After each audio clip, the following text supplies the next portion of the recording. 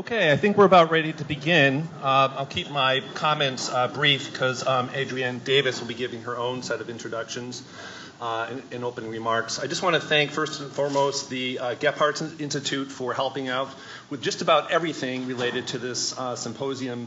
I just realized this morning that this has been in planning for a full 4 months.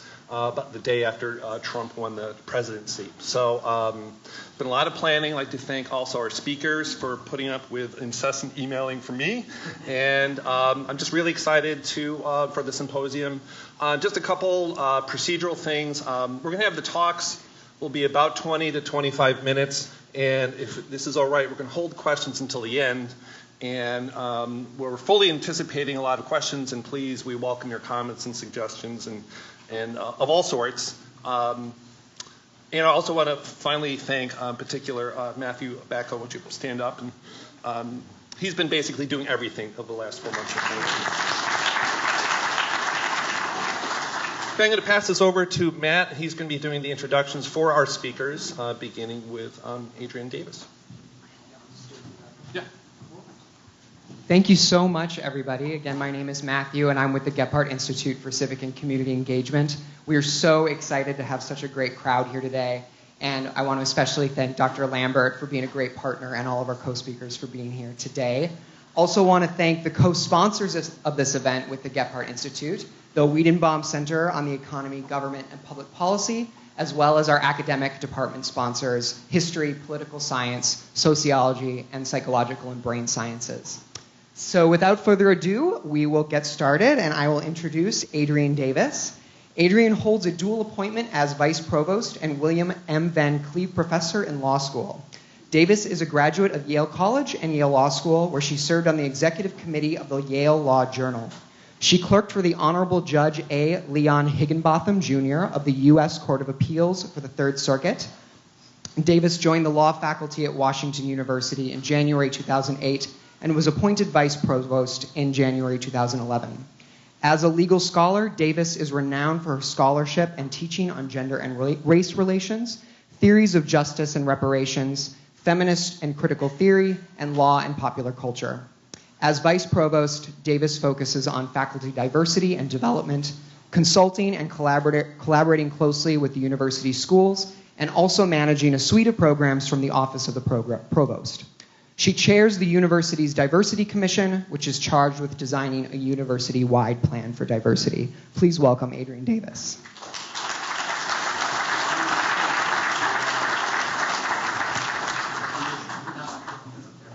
This one? Okay. This one. So should we hold it? Okay. Okay, that's fine. This is my Oprah moment. Can everyone hear me? Got it, on? Great. Good afternoon, and welcome to our symposium on An American Democracy and the Rise of Donald Trump, an Interdisciplinary Perspective. I want to thank my colleague, Alan Lambert, for his vision for our symposium today. Alan, you were the perfect combination of vision, tenacity, and patience, and a pleasure to work with. And thank you also, Matt, for all of your logistical support. You made this seamless. I'd like to give unconventional introductory remarks because Alan said I could. So I'd like to start by sharing with you a brief suite of Virginia law cases from the 19th century. Is that okay? Okay. So first, Sawney versus Carter was decided by the Supreme Court of Virginia in 1828. And like many enslaved people, Sawney was for sale at an executor's sale to pay for his deceased owner's debts, right? So when Sawney was purchased, he had bargained with his new owner at the time of his purchase that he would repay his own purchase price and then he would be free. And while the court stated that proof of this alleged contract was not clear, Sawney did in fact give his master a wagon and 3 horses, plus wages he had earned from extra work he did on the side. So he worked all day and night as a slave, and then he did work on the side. So Sawney attempted to sue in equity, but the court determined that equitable pleas to freedom were limited to cases in which someone had a legal title to freedom, but there was some technical obstacle. And the court also noted that there were statutes limiting manumission to slaves who had performed meritorious service, like saving someone's dog, and that it was illegal to permit slaves to, quote, go at large and hire themselves out, as Sani had done, to earn the money to pay his master the wages, the wagon, and the 3 horses. Thus, contract, the burgeoning, uniquely American legal instrument, widely heralded as destroying the pre-existing Anglo commitment to inherited status that underpinned feudalism, contract was handily put out of the reach of black slaves regardless of their master's authorization. And I note, as I must, the bitter irony of a population brought here to work and then denied the basic principle on work outside of the home would come to be based contract. Now, in a very different case, earlier in 1806, 2 enslaved women sued for their freedom, also before the Supreme Court of Virginia, claiming that because they were Native American and not African American, they were wrongfully enslaved. And agreeing with their claim that only African Americans could be enslaved, the first question the court said was, who had the burden of proof? Did the women have to prove that they were Native American and thus free? Or did the man claiming to enslave them, the slaveholder, have to prove that they were black and thus could be enslaved? Now, you might expect that given the brutal totalities of slavery, that the burden would be on the women. But instead what the court ruled was far more baroque. It held, and I quote, in the case of a person visibly appearing to be a Negro, the presumption is in this country that he is a slave, and it is incumbent on him to make out his right to freedom. But in the case of a person visibly appearing to be a white man or an Indian, the presumption is that he is free, and it is necessary for his adversary to show that he is a slave. The court continued, nature has stamped upon the African and his descendants 2 characteristic marks besides the difference of complexion, which often remain visible long after the characteristic distinction of color either disappears or becomes doubtful: a flat nose and a woolly head of hair. The latter of these characteristics disappears the last of all, and so strong an ingredient in the African constitution is this equal degree descended from parents of different complexions, whether white or Indians, giving to that jet black lank hair of the Indian a degree of flexure which never fails to betray that the party distinguished by it cannot trace his lineage purely from the race of Native Americans. Now, much more followed from the court, explaining in great detail the scopic visual distinctions between black people and Native Americans, which the court made a point of saying were perfectly observable to any discerning jury member. And I note that juries at the time were limited by law to white men. Now, whiteness in the case, I note, was never described. Now, I want to note just a couple things about this case.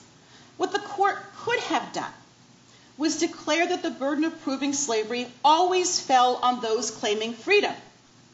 I note, though, that this would have jeopardized white liberty, because then people could have accused white people of being slaves, and those white people would then have to disprove it. Alternatively, the court could have said that the burden of proof always fell on those claiming to enslave others, which would be consistent with the liberty value in a nation that had just fought a revolutionary war on that liberty value. Either of these would be consistent with the neutral rule of law to which our burgeoning democracy aspired. But instead, the judges decided to allocate the proof on a racialized basis, which meant that they then had to invent race as a material concept, as you saw, as I just read to you they did, and one on which rights and humanity, here freedom, turned. Now, I offer these 2 very different cases, both about freedom, but one about contracts and one about, more explicitly about race. I offer these 2 cases as a meditation on the ongoing American contest over democracy and the role that rights, one of the core values of liberalism, play in it. Slavery offers a fascinating case study, a horrifying case study, of how liberal institutions can rot from the inside out. How judges and others can prioritize being beholden to liberal democracy while upholding values of political repression and cultural subordination. And the mental gymnastics that not only judges And not only the law, but the entire nation can rehearse as we seek to reconcile democratic commitments with undemocratic or anti-democratic acts. I turn to slavery for these opening remarks because, well, I'm a scholar of slavery. But I also turn to them for substantive reasons. Not because I think that the United States is on the brink of bringing back slavery. I don't think that's the case. And not because I believe that the policies currently being proposed in our political time are commensurate with slavery. I don't think that's the case either. I start with slavery because what I do believe is that the United States democratic state has not been so debated and contentious since the Civil War and its immediate aftermath. And I invite my historian colleague Peter Castor to challenge me and show me there were other times since. Slavery may have been the first test of our democratic institutions, but it is not the last. I look forward to my colleagues' remarks and insights into our current moment.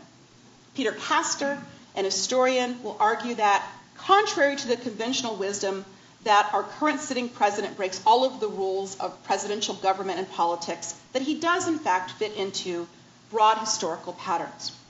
Alan Lambert, who has gathered us here today, a psychologist, will talk about the politics of fear and anger, exploring how these affective states can shape politics and elections. David Cunningham, a sociologist, will offer insight into racial extremism and political polarization and the wave of right-wing populism that was created last year. Betsy Sinclair, a political scientist, will explore competing hypotheses for how voters establish their political preferences. Steve Fazzari, an economist, will examine the economic weaknesses of American middle-class households and how those may have shaped the election. Individually and collectively, I anticipate they're bringing some much-needed light to a heated debate over our current political and cultural national moment. Thank you.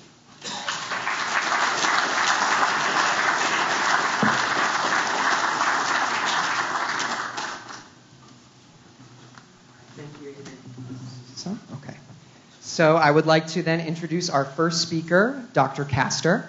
Dr. Castor is a professor and chair of the Department of History, as well as a professor of American Culture Studies. Professor Castor teaches regularly on the American presidency. Much of his research focuses on politics and governance during the early American Republic, and he is the author or editor of 6 books, as well as numerous articles and essays. A 2013-14 Digital Innovation Fellow at the American Council of Learned Societies, Professor Castor is currently at work on the Founding Fathers Government, a project that combines a book about policymaking during the early Republic with a major digital archive that reconstructs the early federal workforce. In addition to his scholarship, Professor Castor has written about the presidency for various media outlets, most recently the Huffington Post and The Conversation. Professor Castor was one of the university's designated experts at the 2016 presidential debate hosted by WashU, a regular guest on St. Louis Public Radio, where he often discusses the American presidency. His talk is titled The Historian's Dilemma: How do you make sense of a president without precedent? Where's H? Welcome, Professor Castor. Thank you. I want to try something. Well, I know I need to use the microphone. I might not. So, a president without precedent, I actually thought could be one of those tongue twisters that everyone has to practice. It's a pleasure to be here. I want to thank everyone who's involved with organizing this event. And a number of you I know. It's great to see all of you here. I even have some former students who are clearly gluttons for punishment because they're going to show up to another talk of mine. And don't worry, Adrian, I'm not going to disagree with you. I also want to explain a little bit about what I'm going to do. It starts with this question, which is, what's a historian to do? Not just a historian, but a political scientist or a journalist. Because everyone who regularly observes the presidency always does so in comparison to previous presidents. So they will say, well, I remember when Lyndon Johnson was president. Or they won't say remember, but when John Quincy Adams was elected, we saw this before. But with Trump, the term we always hear is unprecedented. And it's got me thinking, well, are there precedents? Well, as you heard, and this will come as no surprise to you, I think the answer is yes. So let me say before I begin, I acknowledge that Donald Trump is doing a lot of things differently from his predecessors and in ways that are different from all of his predecessors.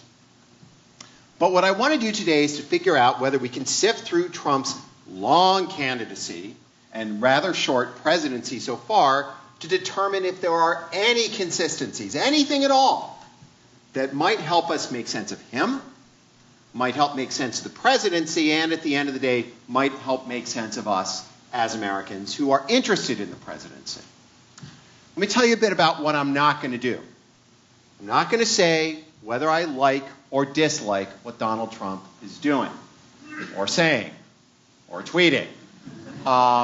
You might be able to guess where I am on that, but I really want to avoid that as much as possible. And in doing that, I specifically don't want to get into the standard arguments about Trump, whether it's his advocates who claim he's manifested an insurgent campaign that's rocked the establishment and that's going to reformulate politics for the better, or Trump's critics who find in him everything, every evidence of corruption, autocracy, the chilling road to dictatorship. All of these are viable issues that Americans are arguing. I just want to stay clear of them because you've heard them all before. Okay, so I want to talk about some elements of the presidency that may be unfamiliar. And of course, I recognize those speaking after me will speak to many of the issues that I know are very important to you, but which I won't be discussing today. So today, I want to situate Donald Trump in three different contexts of presidential history. First, the contemporary presidency, by which I mean the last 25 years, and one that's defined by three very similar presidents who were more similar than we often assume. And this is going to be this interesting test of whether I can turn the page while holding the microphone. This might be your Oprah moment. This is my Phil Donahue moment. I feel I should hold the microphone out for you. I don't have as much gray hair as Phil Donahue does. But anyway, so the contemporary presidency of the last 25 years. Second, the modern presidency, which people who study the presidency, they lose sleep over when the modern presidency began. For my purposes, I'm going to say around Franklin Roosevelt. Now, a lot of political scientists date it to Lyndon Johnson. I'm going to put it at Roosevelt. But then third, the long lifespan of the presidency, which begins not even with George Washington's inauguration, but rather at the Constitutional Convention, when Americans first imagined an executive authority on a national scale. Now, let me emphasize something. This won't be complete or comprehensive. And that should say something to you. There are, in fact, more forms of continuity and precedent than you might imagine. So my goal is not to be complete or comprehensive. I can't do that in 20 minutes. Rather, I want to be suggestive and at times provocative. That while, yes, Donald Trump does things in that way that he does, and those ways that he does things are very different from a lot of other presidents, there are nonetheless real consistencies. And in many cases, I'm going to describe them as consistencies that are simply cranked up. To borrow from one of my favorite movies, this is Spinal Tap. He's cranked his speakers up to 11. Some of you may know this reference, some of you may not. But anyway, that he has cranked it up. What he has done is often the rather logical extension of long-standing consistencies in the presidency. Trump might be doing things in an aberrant way, but what he's doing might not seem all that aberrant. So let me begin this story with the contemporary presidency. Now, I've been spending a lot of time over the last few months thinking about the last three presidents, Bill Clinton, George W. Bush, Barack Obama, and I tend to see them as a self-contained era in presidential history, defined not just by the rather extraordinary personal and political similarities that connect them, but also the dissimilarities from their predecessors. And I can march you through those if you want later. But the more important takeaway is that Trump is only the latest in a series of recent presidents who have sought to combine the presentation of an authentic, unmediated self that is transmitted through the use of new electronic media. So in this, I really want to talk about how presidents communicate. What do I mean by this? Well, as a way to understand it, consider the moment when Bill Clinton went on the Arsenio Hall show to play the saxophone. Now, I don't want to ask how many of you remember this. How many of you don't remember this, or, come on, it happened before you were born? Raise your hands. Come on. Come on. Yeah, come on. Yeah, I know this is before you were born. So for those of you who weren't around then, or who had better things to do with your time than watch television, candidate Bill Clinton went on a talk show hosted by Arsenio Hall, and he brought his saxophone. He did a couple numbers. I think he played Heartbreak Hotel, did a couple of other things. And this is a really important moment in American politics. First of all, this is part of Bill Clinton's effort to kind of bring out his personal side of him, on the assumption that that was going to work with voters, and he was right. The fact that Bill Clinton was a product of rock and roll, that he had these hobbies, that he played the saxophone. What we also lose sight of is the Arsenio Hall show itself. This was a show that was syndicated. This was not a major network news show. It wasn't even a major network talk show. It wasn't the Johnny Carson show. It was rather this kind of alternative media that candidate Bill Clinton could use as a way to make an end run around some increasingly critical journalistic coverage, and also a lot of more established party candidates who were running for president. Let's look at Donald Trump, who was simply using a different form of alternative media. Not just those late night tweets, but also the way he specifically used Fox News, which is a real news network, by the way we define those things, but still lies outside the mainstream. Trump did the same thing, and like Bill Clinton, there doesn't seem to be a single bit of what he's thinking or feeling that he doesn't feel compelled to share with the American people. I know more about Bill Clinton than I ever wanted to know. I know more about Donald Trump than I ever wanted to know. Even Barack Obama was similar. Let me explain what I mean by this, because he often was described as a little distant, a little aloof. But then think about this man who so regularly was putting his private life on public display for political purpose. That picture-perfect family of his. Someone who had written a memoir about his personal feelings about his own father. Now, this was before he ran for president. But Dreams of My Father was essential to the way that he, like Bill Clinton, like Donald Trump, and to a lesser degree like George W. Bush, would put their private, unmediated selves on public display.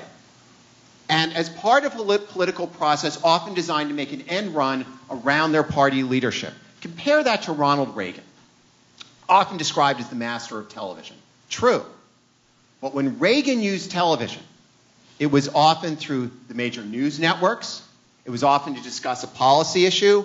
Not a lot of Reagan's private life in those. There were these brief moments of that, but nonetheless, it's light years away from what these last three presidents have done, and specifically what Donald Trump has used to an extreme. Now, don't misunderstand me. Every president, I repeat, every president has sought to use the available communication technologies to communicate a message. But the particular combination of these newer technologies that enable presidents to communicate immediately, Bill Clinton's the first president to make use of the internet. George W. Bush did the same. Barack Obama really accelerated the use of that, the use of social media.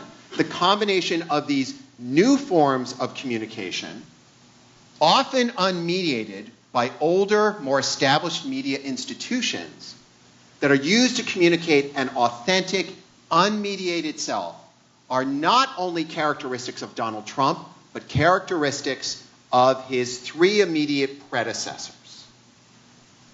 And that's what I think is what makes him so different from earlier presidents, but so much like the presidents who immediately preceded him. So let me repeat what I said at the start.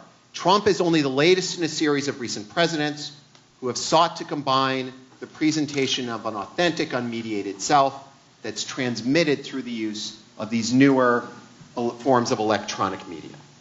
Let's shift to a longer view. I would argue that Trump is trying to demonstrate the proof of concept for an idea that's been floating around for over a century. And it's one that's been advanced by both major parties. that professionals, often wealthy professionals, from outside the political class, who possess management skills honed outside of government, and who are protected by corruption, often by their personal wealth, are inherently more effective administrators than government professionals. That, of course, was the foundation of Trump's bid for the presidency, but look at his cabinet. This is the thing everyone talks about. Trump's never held elected office, but most of his cabinet has not. The percentage of cabinet members who haven't held public office, yeah, that's unprecedented. But the appeal Trump is making is about 100 years old. It's more than 100 years old. It's born during the progressive era of the late 19th century. And the president who first truly made this claim was another Republican, but a very different one, Teddy Roosevelt. Now, Teddy Roosevelt was a political animal. He'd held elected office his entire adult life. But he surrounded himself with politically inexperienced, wealthy businessmen who he thought could bring about progressive reform. One of my favorite was Gifford Pinchot. You've probably never heard of him. Maybe, okay, raise your hands if you've heard of Gifford Pinchot. Oh, I'm delighted. Okay, so in 1906, here's what Pinchot wrote in his diary. Completed report on the Interior Department, and in the afternoon went over it with Keep and Murray. Then beat Teddy Roosevelt 3 sets of tennis, because that's what mattered to him. Now, Gifford Pinchot was the first head of the Forest Service. What were his credentials to run this new government agency? Well, he was worth a couple $1 million, and his family had made it in the lumber industry. In other words, he sounds a lot like a Trump cabinet member. Inherited wealth, conflicts of interest, and a dislike for government bureaucracy. Now, it starts during this time, and this is not so much because politics had changed, but because society had changed. I emphasize the role of these experts, these people who, whether they're coming from the business community or from universities, have expertise. Well, this is when that expertise comes into being. Before this time, most cabinet members and most presidents had extensive political experience, but in the 20th century, you see a growing number of people who don't. And the claim is that their expertise from the business community or from the academy or from some other non-political arena will enable them to be good policymakers. Doesn't just apply to Republicans. The State Department, which throughout its early history was led by a Secretary of State who was almost always an elected official who wanted to be president, during the 20th century became an office occupied principally by corporate lawyers and foreign policy experts. And the first of those was Robert Lansing, who was Secretary of State for Woodrow Wilson. Look at Franklin Roosevelt's New Dealers. He went hunting, in some cases, for men like himself who'd held elected political office, but he saw enormous value to well-off, well-educated people from the business community and from universities. Look at John Kennedy's New Frontiersmen. Robert McNamara, before he became Secretary of Defense, was the head of Ford Motor Company. And Kennedy approached him and said, how'd you like to be Secretary of the Treasury? And McNamara said, I don't know how to be Secretary of the Treasury. I don't know how to run the economy. Kennedy's reply, well, then how'd you like to be Secretary of Defense? To which he said, I know even less about that. And he said, but I need you. I want someone outside the Defense Department establishment.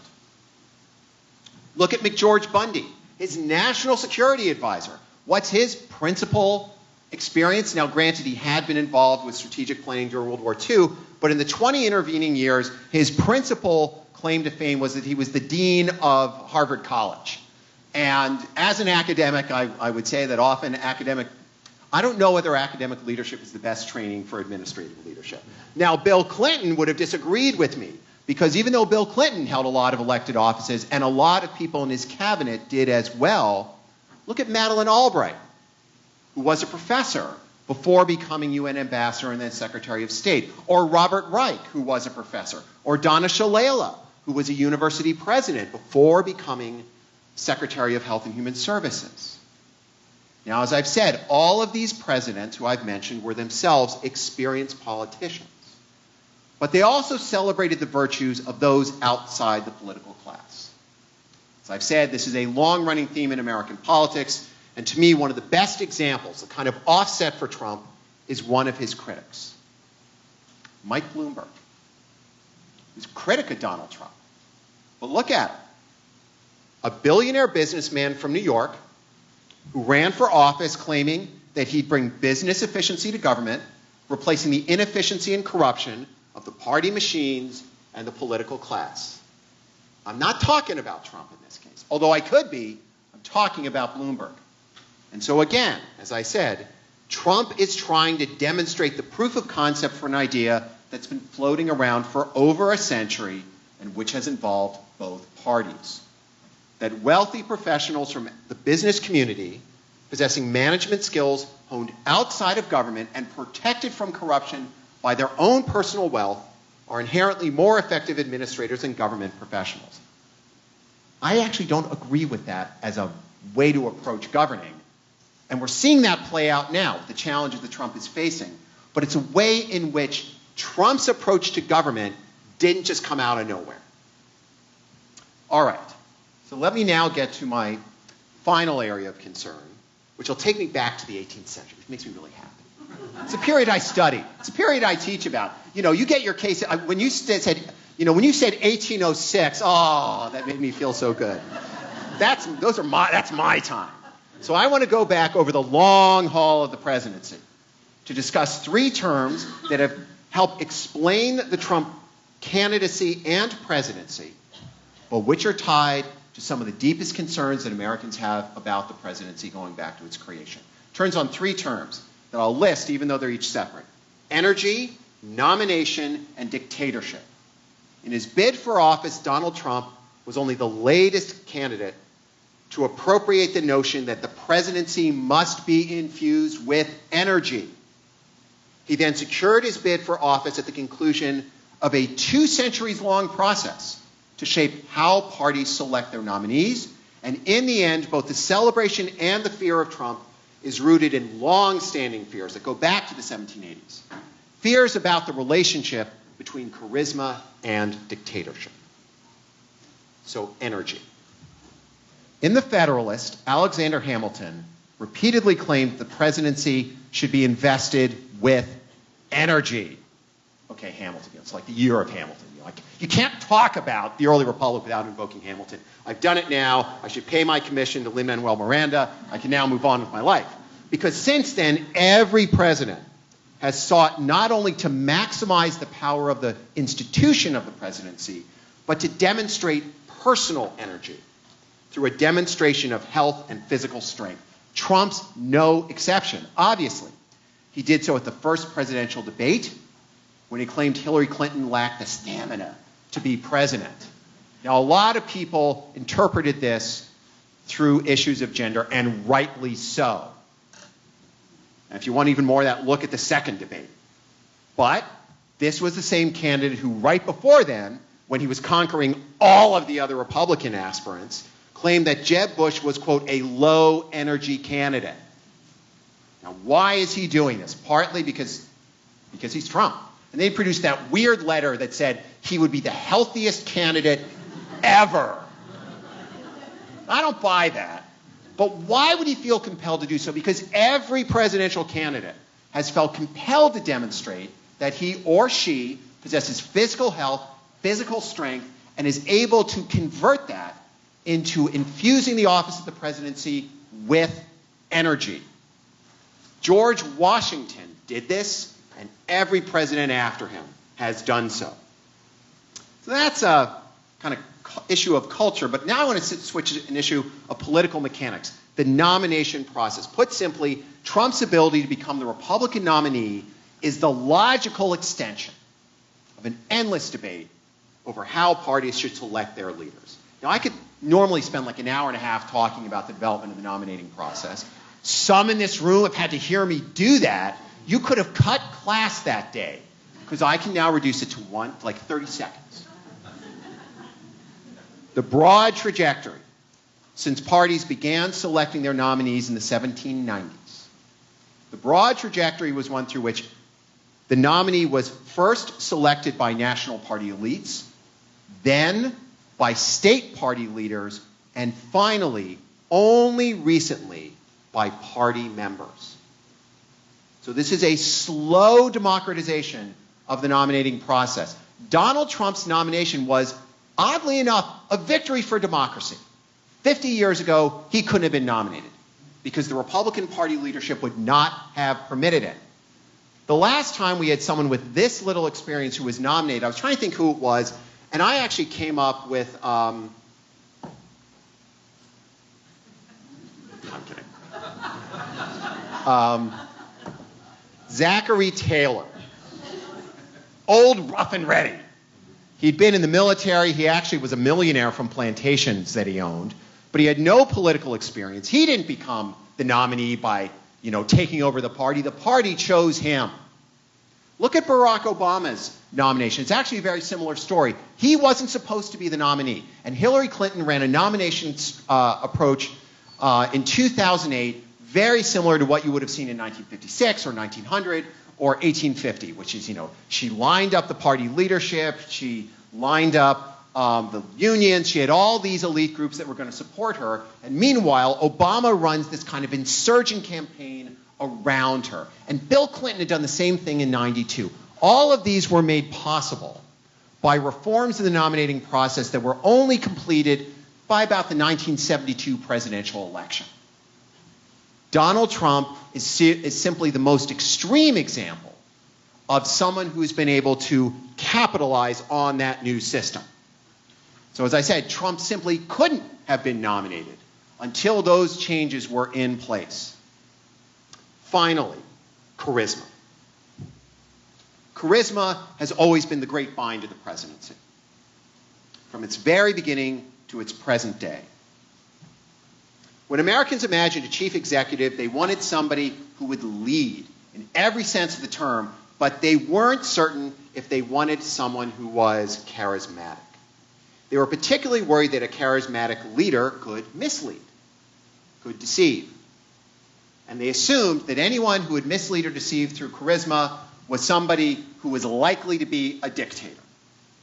But many of the people who argued that also supported charismatic political leaders. Look no farther than James Madison, who was the principal author of the Constitution, and he wrote the Constitution in part as an expression of his deep fears about democratic charisma. He wanted a system that wouldn't let someone like Patrick Henry become president.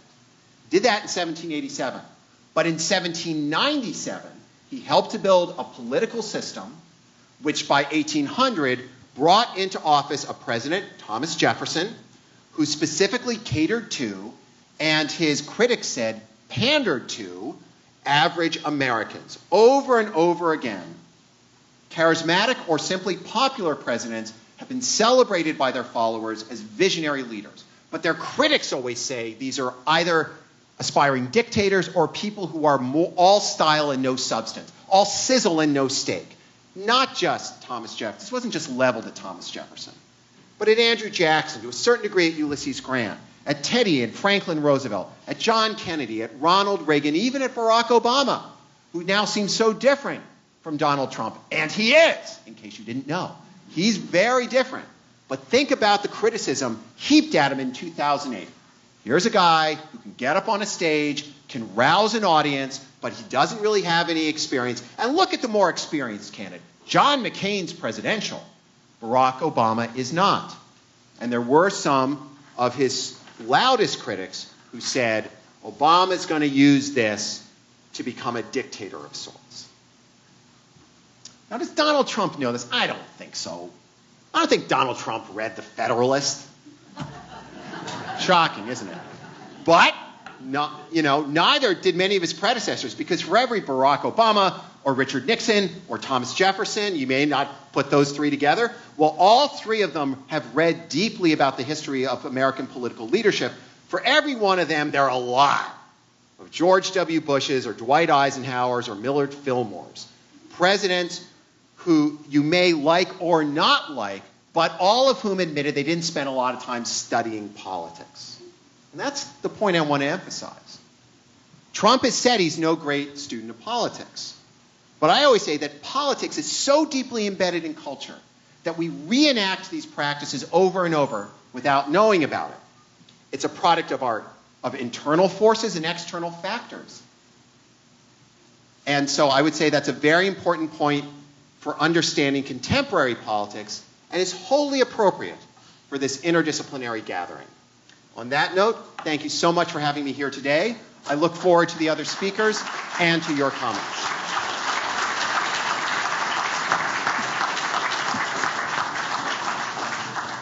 Great, thank you. Our next speaker is Dr. Alan Lambert. He is an associate professor in the Department of Psychological and Brain Sciences. His interests are broadly concerned with the cognitive and affective processes underlying social and political judgment. His early work was focused primarily on the dynamics of stereotyping and prejudice, drawing from theory and research in social cognition.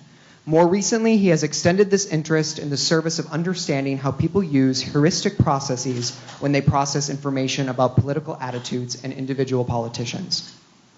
He has authored over 40 publications in the field of social and political psychology. Dr. Lambert was awarded a Fulbright Award in 2010, which was used to support research and teaching in the former Soviet Republic of Georgia. He has also received funding from the National Science Foundation, as well as the Society for Psychological Study of Social Issues. His talk title is The Politics of Fear and Anger Towards a Greater Understanding of the Emotional Dynamics of the Trump Presidency. Welcome, Dr. Lambert.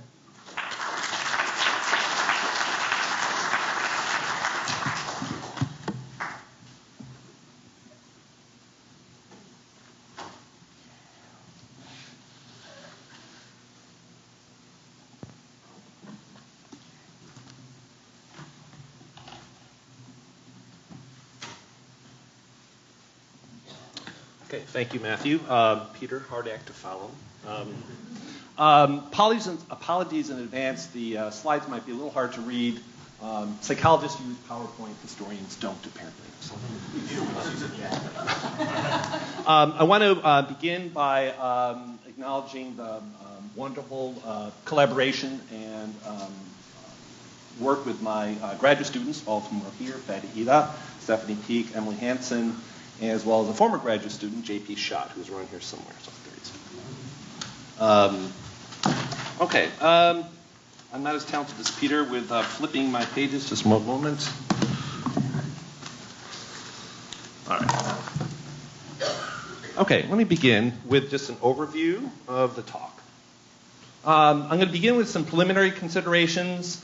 I'll then move on to psychological research, not just social psychological research, but work from social neuroscience, as well as related fields of political science, political psychology, some personality, and even some clinical thrown in there as well. And I'd like to then, the last part of my talk will be discussing some considerations may facilitate understanding of the Trump presidency. Now, these, of course, are related. I'm not suggesting that they're completely distinct.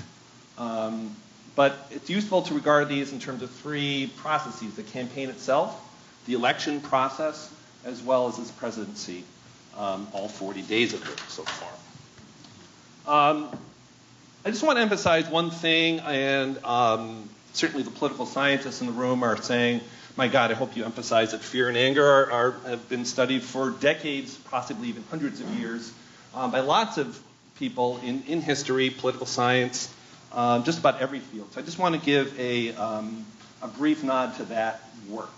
I want to begin with how many people remember the Daisy ad in the 1964 campaign? I want to emphasize that the person who ran the ad was Lyndon Johnson, a Democrat, in opposition to Barry Goldwater.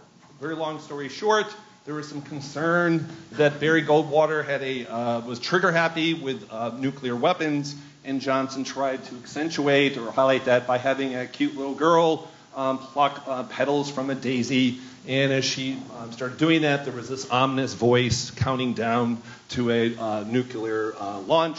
I believe this only ran once on national television, but it's actually one of the most famous political ads ever. One thing about political ads, there's no causality there. You can't tell whether it caused Lyndon Johnson to win. Certainly the fact that JFK had been assassinated some years earlier certainly played a role. But in any event, I just want to emphasize this, that Donald Trump and Republicans are certainly not the only ones to use fear as a basis for political capital. And just one note, one of the campaign slogans for Goldwater was, "In your heart, you know he's right." And then the Johnson supporters turned that on its head, and they had another button that said, in your heart, you know he might, i.e. trigger the... So nor is it the case that the aggression and anger of the Trump presidency, that's not new either. For God's sakes, our politicians used to shoot each other. This is literally, this was a duel between Aaron Burr, who shot and killed the former Secretary of the Treasury, Alexander Hamilton. So those were the good old days. I'm just joking. And also our politicians used to beat each other.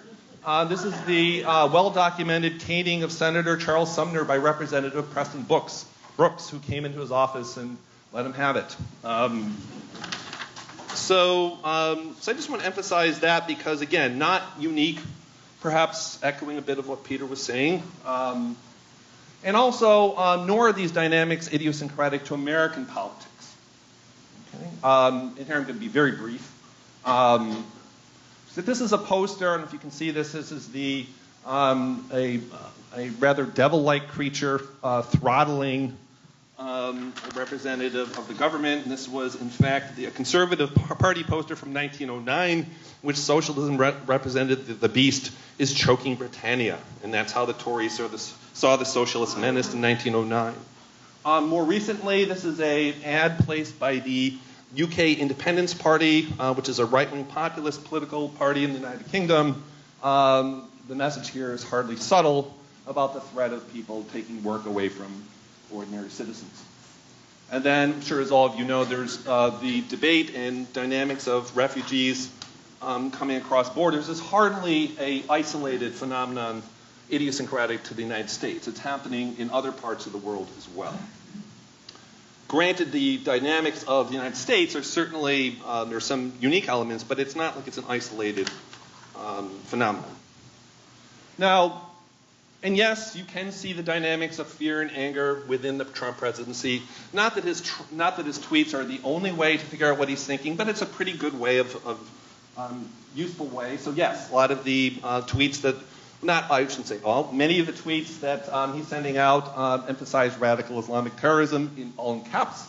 And you can, actually I did this a couple days ago, you can look in the archives of his tweets and you can search for borders and attacks, and this is just a representative. If our border is not secure, we can expect another attack. A country with open borders is open to the terrorists. You can also see evidence of anger. Here's two. Representative, we should have taken the oil in Iraq, and now our mortal enemies have got it, and with no opposition. Really dumb U.S. polls. I'm so angry. And then you probably saw this one, typo in the original, where he went on the attack towards President Obama. My colleagues can correct me, but I believe that might be somewhat unprecedented, or at least not common to take a direct attack against a former president. In any event, that's certainly, I think, reasonable indication of anger. Now, there's one thing I want to emphasize. I'm not saying that anger and fear are completely unrelated. They certainly are related in many cases. So here's a twofer. This is a message that's designed to elicit fear and anger. For 8 years, Russia ran over President Obama, got stronger and stronger, picked off Crimea, and added missiles. Weak! Exclamation point. So you can obviously see some dynamics here of anger towards the previous presidency, as well as trying to elicit fear and anxiety over a strong or an insurgent Russia. Okay, now, one needs to be careful here. You need to be careful about anecdotal observations, but in this regard, there have been some analytic or scientific-based analyses of what Trump's been saying. And you can actually take this text, you can feed it into a software program and analyze it. And here's just one example. This might be a little hard to read. The dots in yellow are State of the Union speeches by other presidents, and you can load that into a software program and do counts of various words. The ones in purple are Trump campaign speeches, and the ones in red are his speeches as president.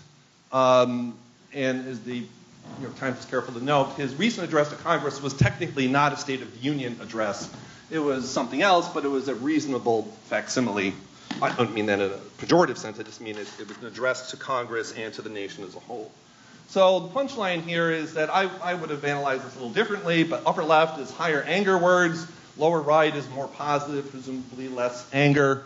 So this is showing that our casual observations are correct, that a lot of his speeches that he's giving in public contain a lot of anger.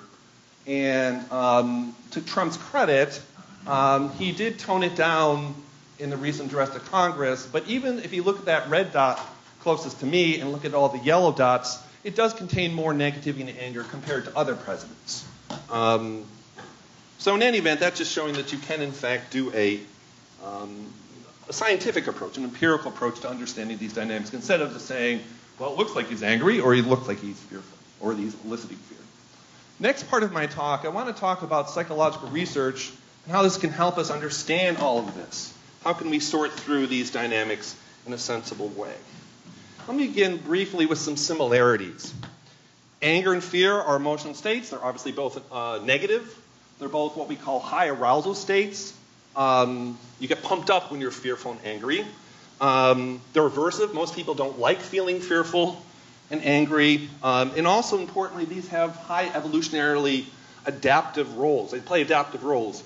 Fear allows us to get away from that tiger or the tree that threatens to eat us or smush us, respectively. So fear is telling your body, get away, part of the flight syndrome that all of you remember from Psych 100, or even you would guess even if you hadn't taken Psych 100. Anger is different, actually. Anger does play a role, evolutionarily speaking, but it's, long story short, anger is a marker that somebody has misbehaved. They have done something they shouldn't have done. They've violated a norm or rule, and when people break the rules, we need some sort of adaptive mechanism to alert us and other people that something's off, something's wrong. So when people break the rules, they cut in line, they steal money, they take more food than they're supposed to. We feel angry, and it gets more complicated than this, but when people feel the target of anger, they try to, in most cases, try to repair the damages, and if they don't, we then punish them. Okay, so those are some similarities that could go on. Well, actually, we'll go on and talk a little bit about personality. Fear and anger are related to personality. When I say personality, I mean relatively stable dispositional qualities. That some people are angry on the average more than others. Some people are more fearful and anxious on the average more than others. Perhaps an obvious point. But from an experimental social psychological standpoint, also political science and political psychology, you can see movement and shifts in these emotional states. This doesn't mean the individual differences go away. It just means that there's a shift in overall what people are feeling. So this would be a hypothetical representation of, say, of 1,000 people and their levels of anger. Some people are relatively high, some people are really low. That's the individual difference. But you can introduce some sort of situational threat, say the 9/11 attacks, or reminding people of such, or reading an article about some sort of threatening topic, and that can shift people over in a more extreme way. So it's not that the individual differences are gone, it just means the average level of anger and fear after a terrorist attack would be higher. And there's lots of work in the political science and survey research area that's shown that as well. Okay, just very briefly, the work that I've been doing in the lab in the last 10 years actually is looking at using an experimental method to get at causality. We're not starting a terrorist attack in our laboratory, but you can remind people of the same, and you can do that in a variety of ways. And one thing you can do is have people watch videotapes of the 9/11 attacks. You can have them write about, we did this with undergraduates about 10 years ago, as part of Christine Olson's undergraduate thesis. People write about what they were doing at the time. We can't do that anymore because undergraduates don't remember, and pretty soon they won't be alive when that happened. But they can certainly read an article about the attacks and so on and so forth. So we find it to be a way of inducing, albeit lower levels, but you can study these sorts of dynamics in the laboratory, measure people's mood, and then measure people's judgment and behavior. Huddy and Leon Huddy and Stanley Feldman have a really nice article that summarizes this work in the literature. And so we're not the only people who have done this, but just to give you a sense of how you would study this from a psychological standpoint. But the more important part of my talk is differences. Anger and fear, actually, although they're similar in some ways, are actually pretty different, surprisingly so. Let's start with fear. Fear is triggered by perceived threats to safety and security. No surprise there. It's part of the flight process. Fear and anxiety is about withdrawal or escape. And one important thing, in case I forget, is that if something or someone promises safety and security under threat when you're feeling fearful, we tend to gravitate towards that person. You can sort of see where I'm going with that. When people are fearful, they have generally low levels of confidence. Fearful people are not confident, and they're also risk averse. People who work in cognitive psychology, judgment, decision making have shown that under conditions of fear, people are not very happy about taking risks. Anger is quite different in that regard. Anger is triggered by perceptions of past injustices. Somebody or something did something wrong and they need to be punished. And the work that my grad students have been doing about processes of retribution and revenge, this is a way of, quote unquote, trying to put the world back to where it should be.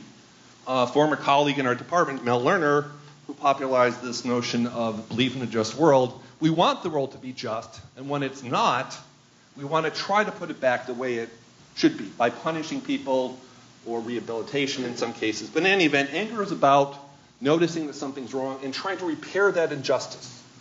Anger is part of the fight process, and interestingly enough, work by Eddie Hammer-Jones has shown that anger is one of the few, if not the only, negative emotion that's part of the approach system. Most negative emotions are about withdrawal and pulling back. Anger is about movement forwards. It's about an approach emotion. And people in social neuroscience have studied this empirically, and those parts of the brain that are oriented towards approach tend to be activated under conditions of anger. Oh, one thing I missed, fear is about the future. We're afraid of certain things happening a week from now or a minute from now. Anger, for the most part, is past-oriented. You're looking backwards. See, somebody did something wrong. Some institution did something wrong. Part of it is about future, but it's mostly past. Angry people are confident, and they're also more tolerant of risk, which is the exact opposite of fear. Okay, one of the things that I study, and other people in our field study, are the consequences of fear and anxiety. How many people have heard of the general phrase, rally around the flag effects? Rally around the flag effects. And even if you hadn't heard of it, you know what it is. I'm sure you do. Political scientists have studied this for a long time. Thomas Mueller in 1970 published a famous paper on this. And here, this is not incredibly common, but it's not unheard of either.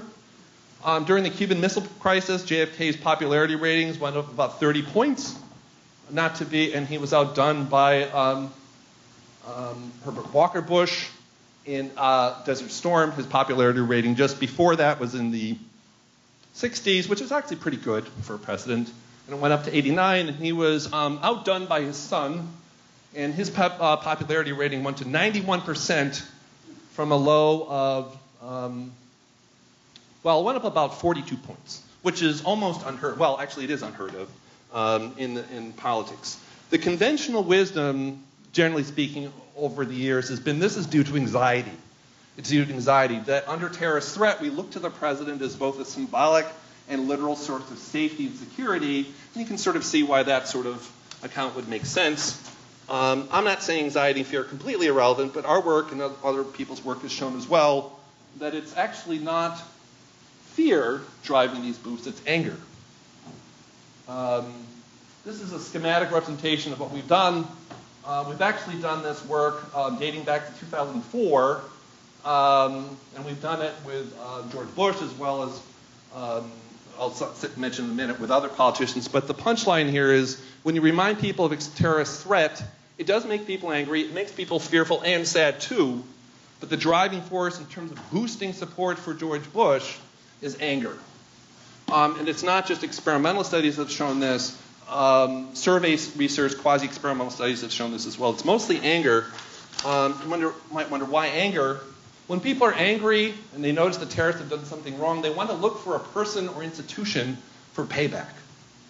They want to retaliate and have retribution against those. And if you're in front of your yard with a pitchfork and say down with terrorists, that's not going to do very much. The president has the power to do that, and that can drive these sorts of processes.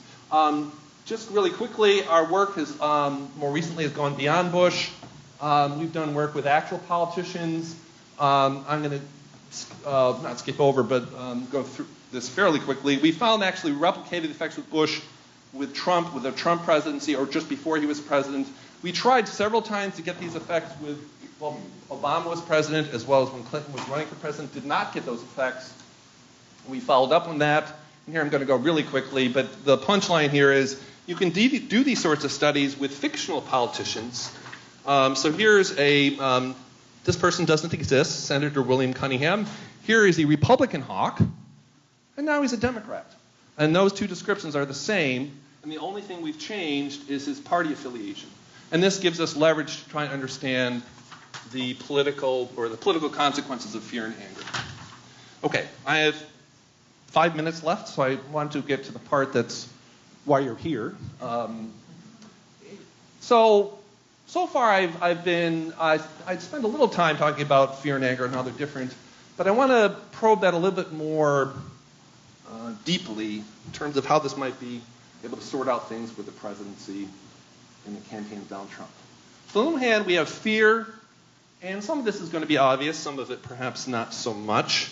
So on the one hand, we have fear, and that can be triggered by perceived threat of terrorism, concern over urban crime, and perceived flood of dangerous immigrants and refugees. Like Peter, I'm not going to tell you what my political opinions are. You can probably guess. But you need to give Donald Trump credit. He was very, very effective at eliciting these emotions. Whether he should have done it, that's another story. But the issue empirically, he was very effective at doing that. Anger was also part of his presidency, but the antecedents, the causes of these were different. And my colleague, Steve Fazzari, I'm sure will at least touch upon this economic-based frustration. People were just pissed off and angry that their economic turn had not come. Or they're waiting for things to get better. Anger towards the incumbent party. My political scientist friends remind me that after a two-term presidency, statistically, people generally have some resentment against that person's party, and statistically speaking, the next president is usually belongs to the other party. So I think this idea of Americans being fed up with the Obama presidency, at least part of that is not specific to the Obama presidency. That happens after a two-term president. Hasn't been a lot of them, but that's generally what the data show. I put this in quotes because in my political science class, and I think there's a couple people here from my class, populism is a hard to define concept, but generally speaking, you see this anger, which has been sort of this idea of draining the swamp, that there's an underlying anger as part of his campaign. And so the point of this slide is that I would say that Trump used fear and anger very strategically, again, setting aside whether he should have done it and whether he's distorting perception. I'll get to that in my last slide. I think he was very effective at doing that. And if there's any Trump supporters here, all three of you, that you could say, look, he won the election. He did win the election. The dynamics of election turnout. Betsy, my colleague, is not here yet. She'll be talking about a little of this. This is something that political scientists study. Why do some people turn out and other people don't? There's actually data on this, as you'll see. Anger is about action. It's about propelling you forward to do something. And the proposal I make here is that anger probably propelled people to vote, not so much fear. And just 2 days ago, actually, I found this article here from Heaven, and that's exactly what they found.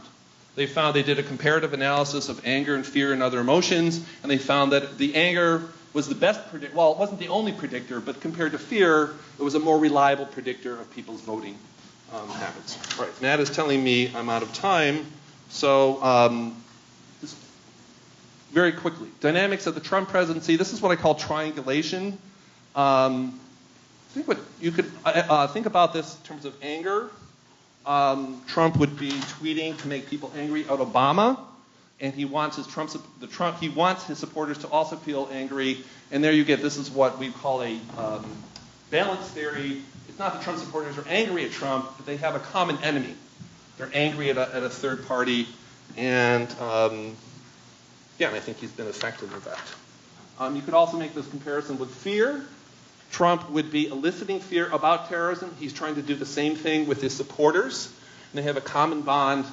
Again, they're not fearful of Trump, but they have a common element of fear, and he's trying to triangulate.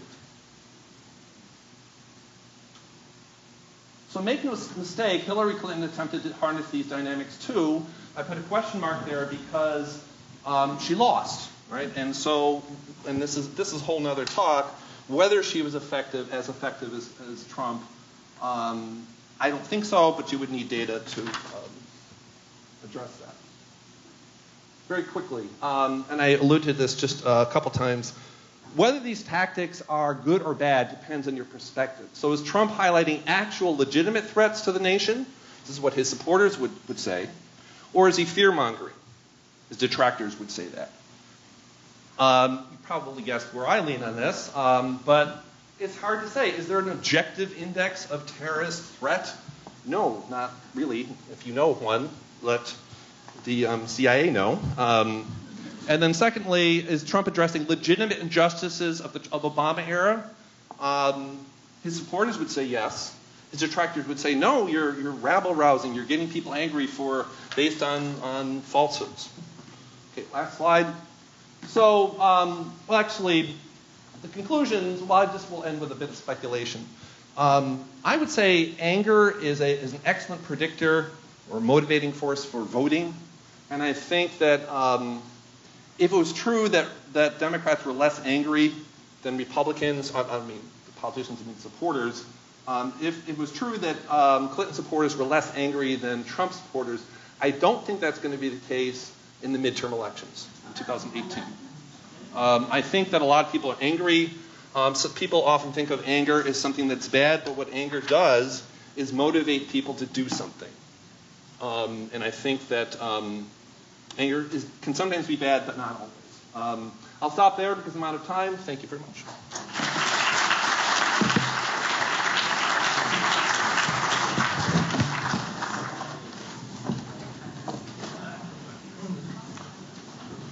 Oh, by the way, we're going to have one more speaker, then we'll take a short break after David Cunningham. Great. Thanks, Dr. Lambert.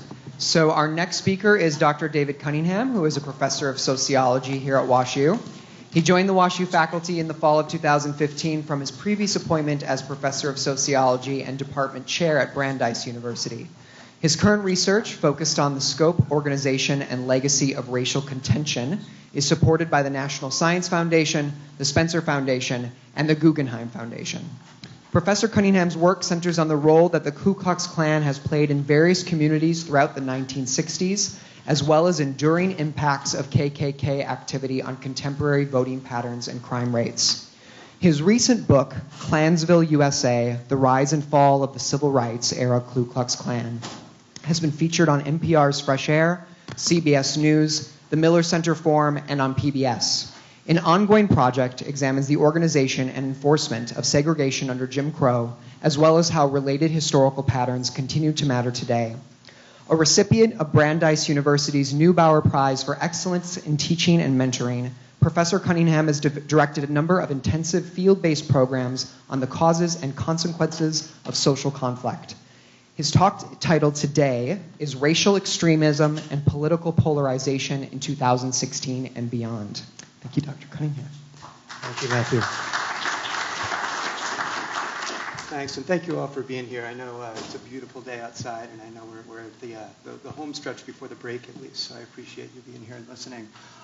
So you see my talk title that Matthew noted here, and I will say, just given the dynamics of recent headlines, I feel like over the last couple of weeks I've sort of shifted the emphasis of this talk as it fits with this title. My original inclination was to really use racial extremism as a lens to understand the dynamics of political polarization. And I kind of feel like just the daily headlines that we've been seeing, that I've sort of shifted the emphasis. So primarily here, I really want to think about how we understand racial extremism and how that relates to political polarization. So the main idea that I really want to convey here as we think about these quite familiar, unfortunately, headlines, and there's a whole nother, these were all coming from the campaign, there's a whole nother slew that I'm sure most or all of you have seen related to the recent wave of bomb threats against Jewish community centers, the vandalism of Jewish cemeteries, which we've seen in U City and other places.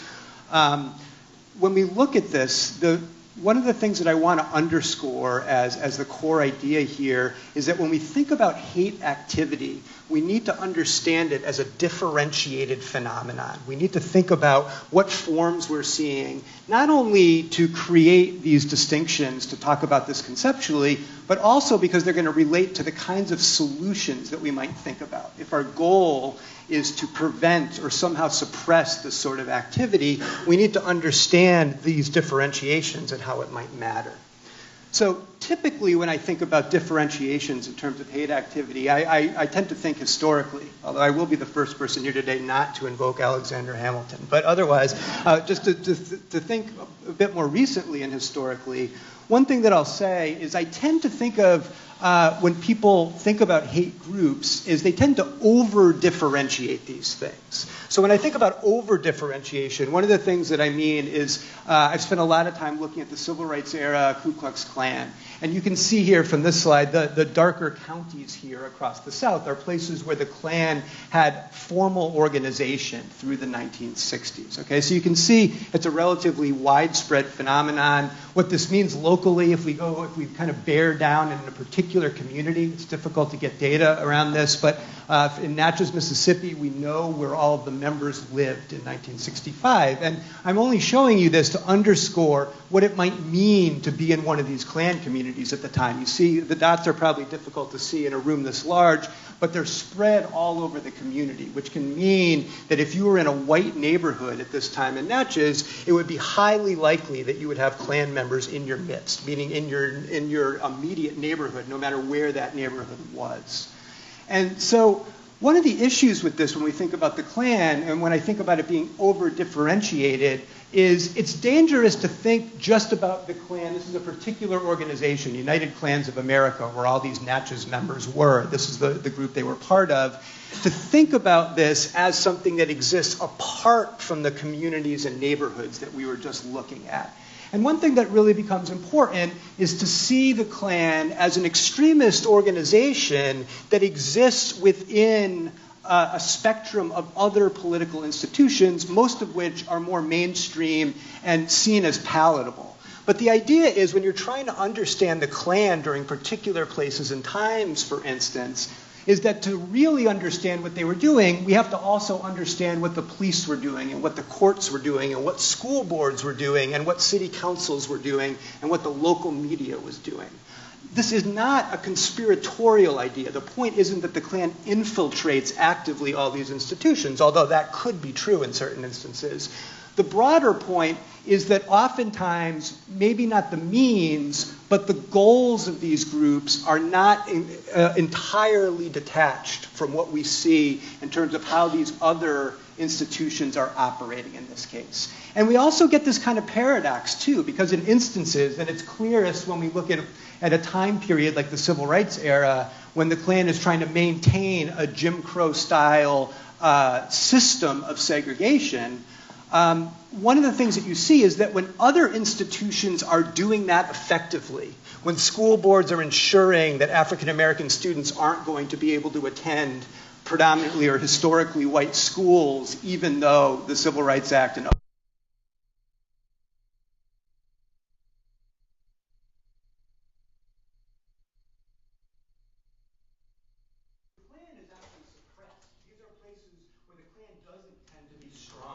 so we get this paradoxical thing. It's not necessarily an instance that when you see a community that's aligned with the Klan's goals that you see a thriving Klan. You actually get the opposite. And the only way you see that is to think of this as a system that operates, and the Klan is part of that particular system. So in this sense, this is the fear of over-differentiating the distinction between extremist organizations and the communities within which they reside. And maybe another example to move us to today, I'm going to take maybe the most visible proponent of segregation during the 1960s was George Wallace, the militant segregationist governor of Alabama for 28 years, I believe. His most famous speech was his inaugural address in 1963, where he said, among many other things, I say segregation now, segregation tomorrow, and segregation forever. Now, what some of you in this room may recall, directly or indirectly, George Wallace, over the next decade, actually moved his political platform from Alabama to national campaigns for president.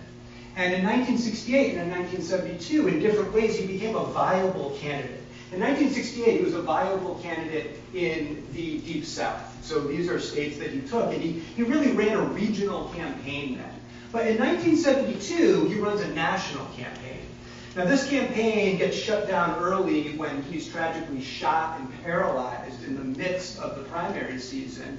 But prior to that, Wallace, to the surprise of many pundits, in the same way as we saw as Trump was gaining momentum, surprises people because he not only runs strongly in places like Alabama and Florida and North Carolina, but he runs very strongly. He almost wins Wisconsin, he wins Maryland, and then he wins Michigan going away. And then he's shot that same week, so his campaign gets suspended. One of the important things here is that Wallace had attenuated and moderated his message over that decade. He wasn't saying this in 1972, but still, it was widely known and not a suppressed thing that Wallace was the backlash candidate. He was the candidate who was mobilizing resentment against the gains of the civil rights movement and other sorts of liberal policies, and he was operating in this backlash sort of way. And so one thing that we can do, and this will be suggestive here, although I'm happy to talk in more detail during the Q&A later on, is that we can kind of try to bear down in a northern state that Wallace won. We can look at Michigan, and we can look county by county. Well, what was the support base that Wallace enjoyed? And Wallace wins Michigan going away. He wins 81 of the 83 counties in Michigan. And so this is what his support base looks like. The darker shaded counties are the places where his margins of victory in the primary were largest. And then so if we look at Trump, we see quite a few similarities here in terms of support base. And if we think statistically here, we can see the correlation between their support bases are very similar. So that there is a highly significant correlation here.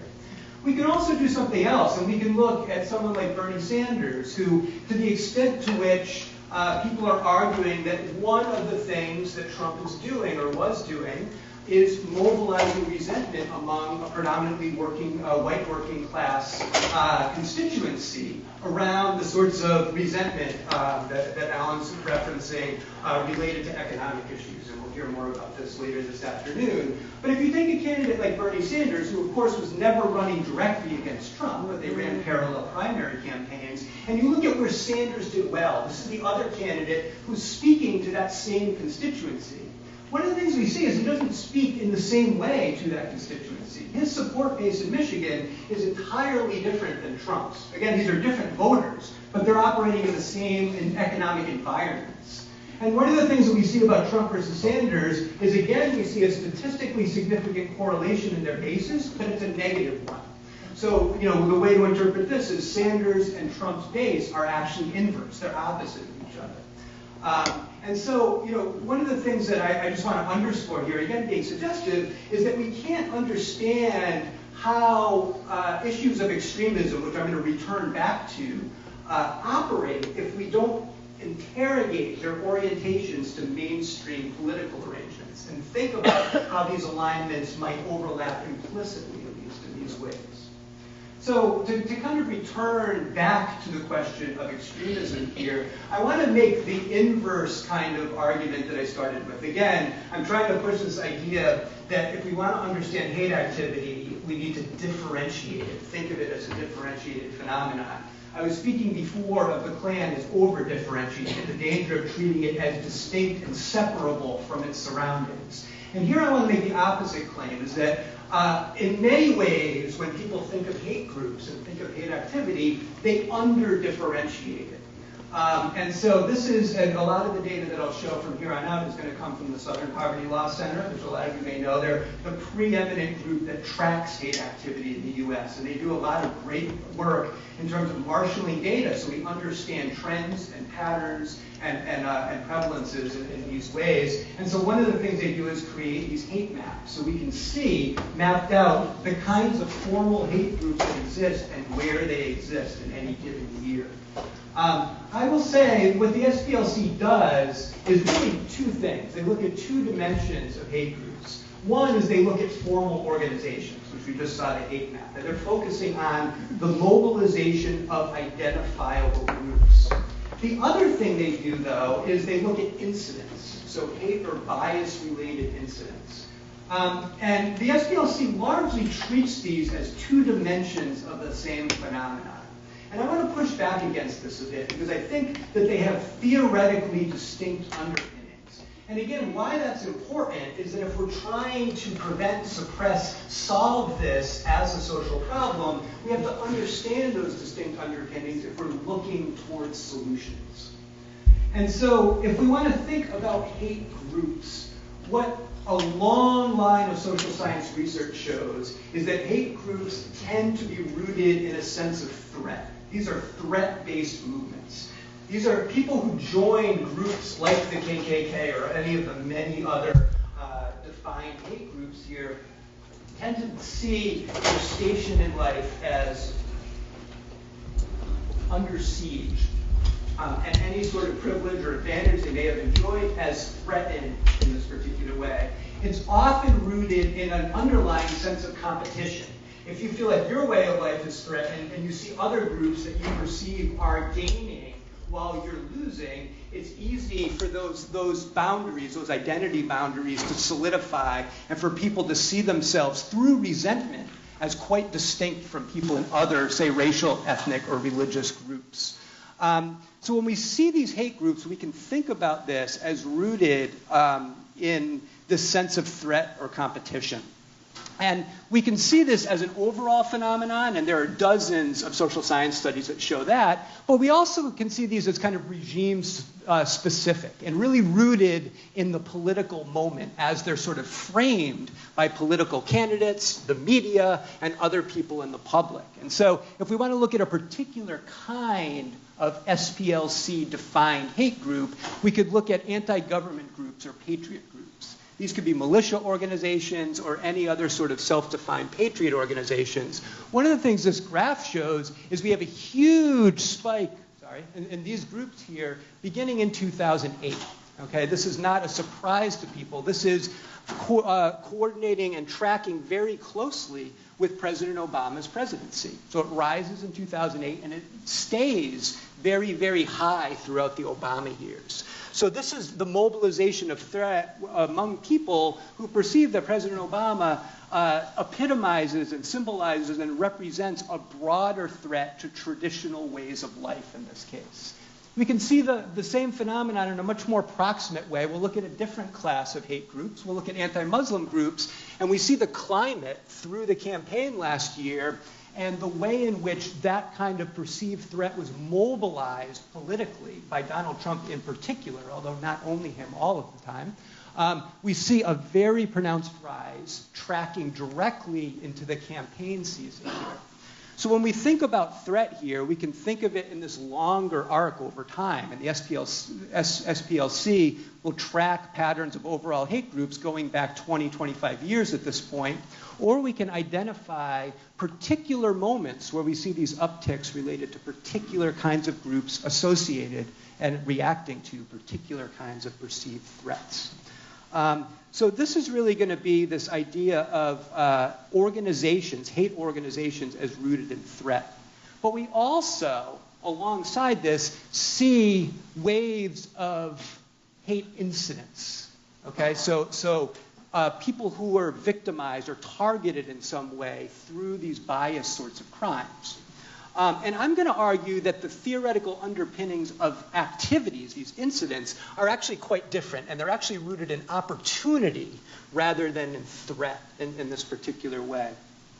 And so one of the things that we can see just descriptively, the SPLC tries to show after the election, they initially put out a report. You may have seen newspaper articles or online articles about this that got a lot of attention.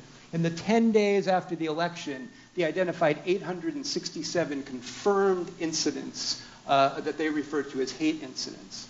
That number went up over time to over 1,000 over the 3 months afterwards. And, you know, and they sort of graphed it over time. You see this very pronounced uptick right after the election here.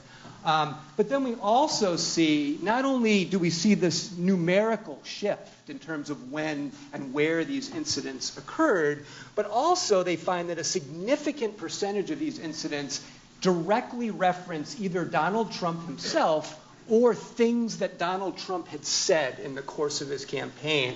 And so this varies from day to day here, but overall, 37% of the incidents that they were able to identify and confirm actually had a direct connection in terms of what was perpetrated and how to statements that Donald Trump had made or to Donald Trump himself. So we see this direct tracking on where people are feeling that there's some sort of license to commit a particular kind of act, not only in itself, but in the name of something broader. And so when I start talking about this as a crime of opportunity, this starts to get at the climate within which these incidents occur. Now, I want to be clear about something. There are some instances, and this makes sense, I think, intuitively, certainly, where particular incidents map on to particular organizations, meaning hate organizations exist in part because they can do things that look like hate incidents. This is often what they're trying to mobilize. And so we see certain kinds of patterns. So this is reports of white nationalist flyering. So where a neighborhood or a community gets blanketed by flyers in support of the Klan or other kinds of groups. One thing, this is a clear example, I think, of an incident that's perpetrated by an organization that created an infrastructure to do something coordinated like flyering a neighborhood. And oftentimes it's designed to try to build membership and support and things like that, right? So sometimes we see a matching on of organization and activity or incident in this case. But actually, this is not true nearly as much as we imagine. The best estimates that we have from criminologists and others is that about 5% of hate incidents can be tied directly back to a particular hate organization, which means that the vast majority of incidents are actually perpetrated maybe in a nebulous way in the spirit of these organizations, but not through these organizations. And this has implications for what is producing them and how, if we sort of decouple organizations from activity or incidents in this way. And so one of the things that we see when we do that is, you know, you see headlines like this, and not just headlines. You see the waves of activity like this. So this is, you know, literally pulled out of the last week of headlines here. And then we'll also sometimes see a follow-up here that looks like this. And what I'm going to do is go back a little bit, because a sociologist named Doug McAdam has a really important study that's forthcoming soon that focuses on a wave of black church burnings that some of you may remember that this occurred between 1996 and 2001.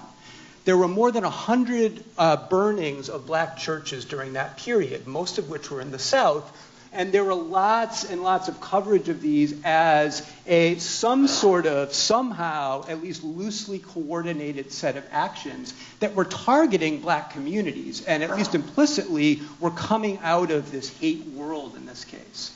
So we see this wave of black church burnings, but then something else happens that looks similar to this, where a lot of these burnings get investigated, and at least some of them are found to be rooted in what are interpreted as idiosyncratic causes. So people who have interpersonal conflicts with maybe with the pastor or with something else that people are perceiving as not having to do with race directly, but having to do with an interpersonal conflict.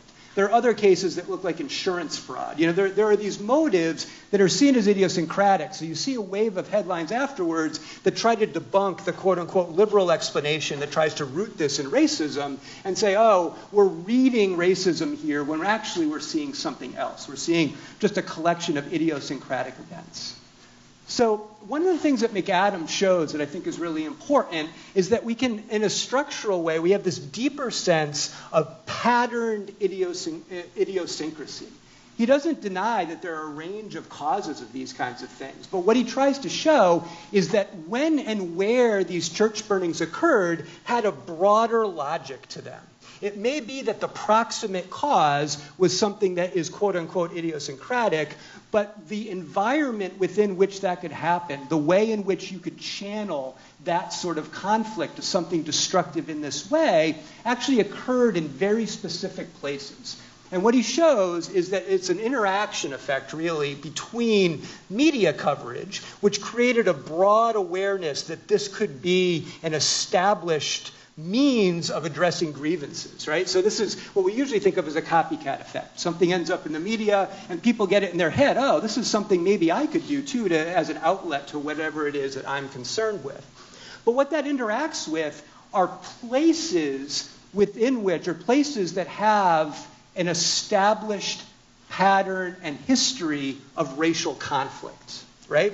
So these are communities that have unaddressed conflict in their past that has been organized around racial lines.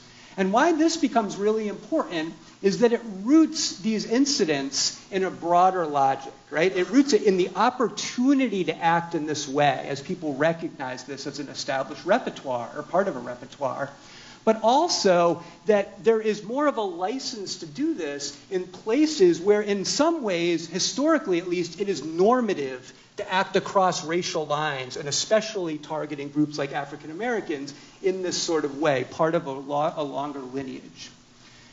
And I bring up this distinction, this opportunity-based action versus threat-based action, in part because it points to different kinds of solutions, as I was saying before. So to wrap up, I want to think about solutions for at least a couple of minutes here and say, well, if we're thinking about threat-based action, right, so organizations that are mobilizing in response to this perceived threat, one of the things that we can see, and I think we see this quite strongly in University City and other places, where communities try to mobilize a sense of solidarity and vigilance, proclaiming this is not our community, this is not consistent with our values in this case. And also, alongside this, we can think about, especially targeting particular organizations, the importance of policing in this way. One of the things that we see historically are that in areas where you tighten the policing against particular extremist groups that are undertaking illegal activities, this actually has a highly significant effect. So when we see the timing of hate crime legislation and what its impact is, policing becomes quite important here. We also, as we do that, to go back to my initial point, can't think of the police as entirely separable from this dynamic. Which, when I say that, again, to be clear, I am not saying that police and Klansmen are the same necessarily. What I am saying is that the environments within which both of these groups are acting can be the same in a variety of ways, and we need to understand how they all interrelate within that environment. But the broader point I want to make is the one that I think is the least intuitive and probably the least well-known. And it's really thinking about how we address histories of racial conflict that produce environments that produce these racist incidents in this case. And just to give one example here of a highly effective way that this is happening, this is a photo of Brian Stevenson. Some of you may know him. He has a best-selling memoir named Just Mercy. He's done lots of amazing work. One of the things that he's done is founded an organization called the Equal Justice Initiative in Montgomery, Alabama. And one of the things that Stevenson and the EJI are doing currently is establishing a project that directly addresses the history of lynching in America. And so one of the things that they have done as part of this is created a new and deeper database of these lynching events that have occurred throughout American history. And then they've identified upwards of 3,000 known lynching events, confirmed lynching events, and here you see the mapping of these kinds of things. And what they are doing is establishing in Montgomery, Alabama, a memorial, a national lynching memorial that they're referring to as the Memorial to Peace and Justice. And to wrap up here, I just want to give you a quick sense of how this is working, because I think it's really germane to the broader problem we're addressing here, is one of the things they're doing, even though this memorial is rooted in a particular place in Montgomery, what it's really doing is speaking to all 800 counties within which these incidents have occurred. And one of the things that they're doing is bringing soil from each of these 800 counties, these lynching sites, to the site to give a sense that this is something that's in place. This has happened in all of these distinct communities. But the other thing that they're doing is related to the structure of the memorial itself, which is centered on 800 stones which are hanging throughout this memorial. Each stone is dedicated to a particular county where there has been one or more known lynching events. So there's the name of the county, the name of the victim, and the date on each of these stones. And so you can walk through the memorial, which is this built-up part, and you can go through and see each of these. But the other thing that this is it creates a field that has a twin for every one of these stones. And the twin is an invitation to 800 different communities to take that twin stone and relocate it to the site of the lynching event as a foundation to engage the history that typically is silenced in these sorts of places, and to use it as the basis for a dialogue that really is about establishing what has happened and how that relates to what happens in a contemporary sense in these particular places. And again, I bring this up because if we think about hate incidents as not necessarily equivalent to hate organizations rooted in threat, but hate incidents as rooted in literal opportunity here, the main kind of linchpin of that opportunity is the presence of unaddressed racial conflict. And projects like this that center on restorative justice are really about opening up a dialogue around that history and really taking away the power that it continues to have to give people the license to act in this way in this particular political climate. So, thank you.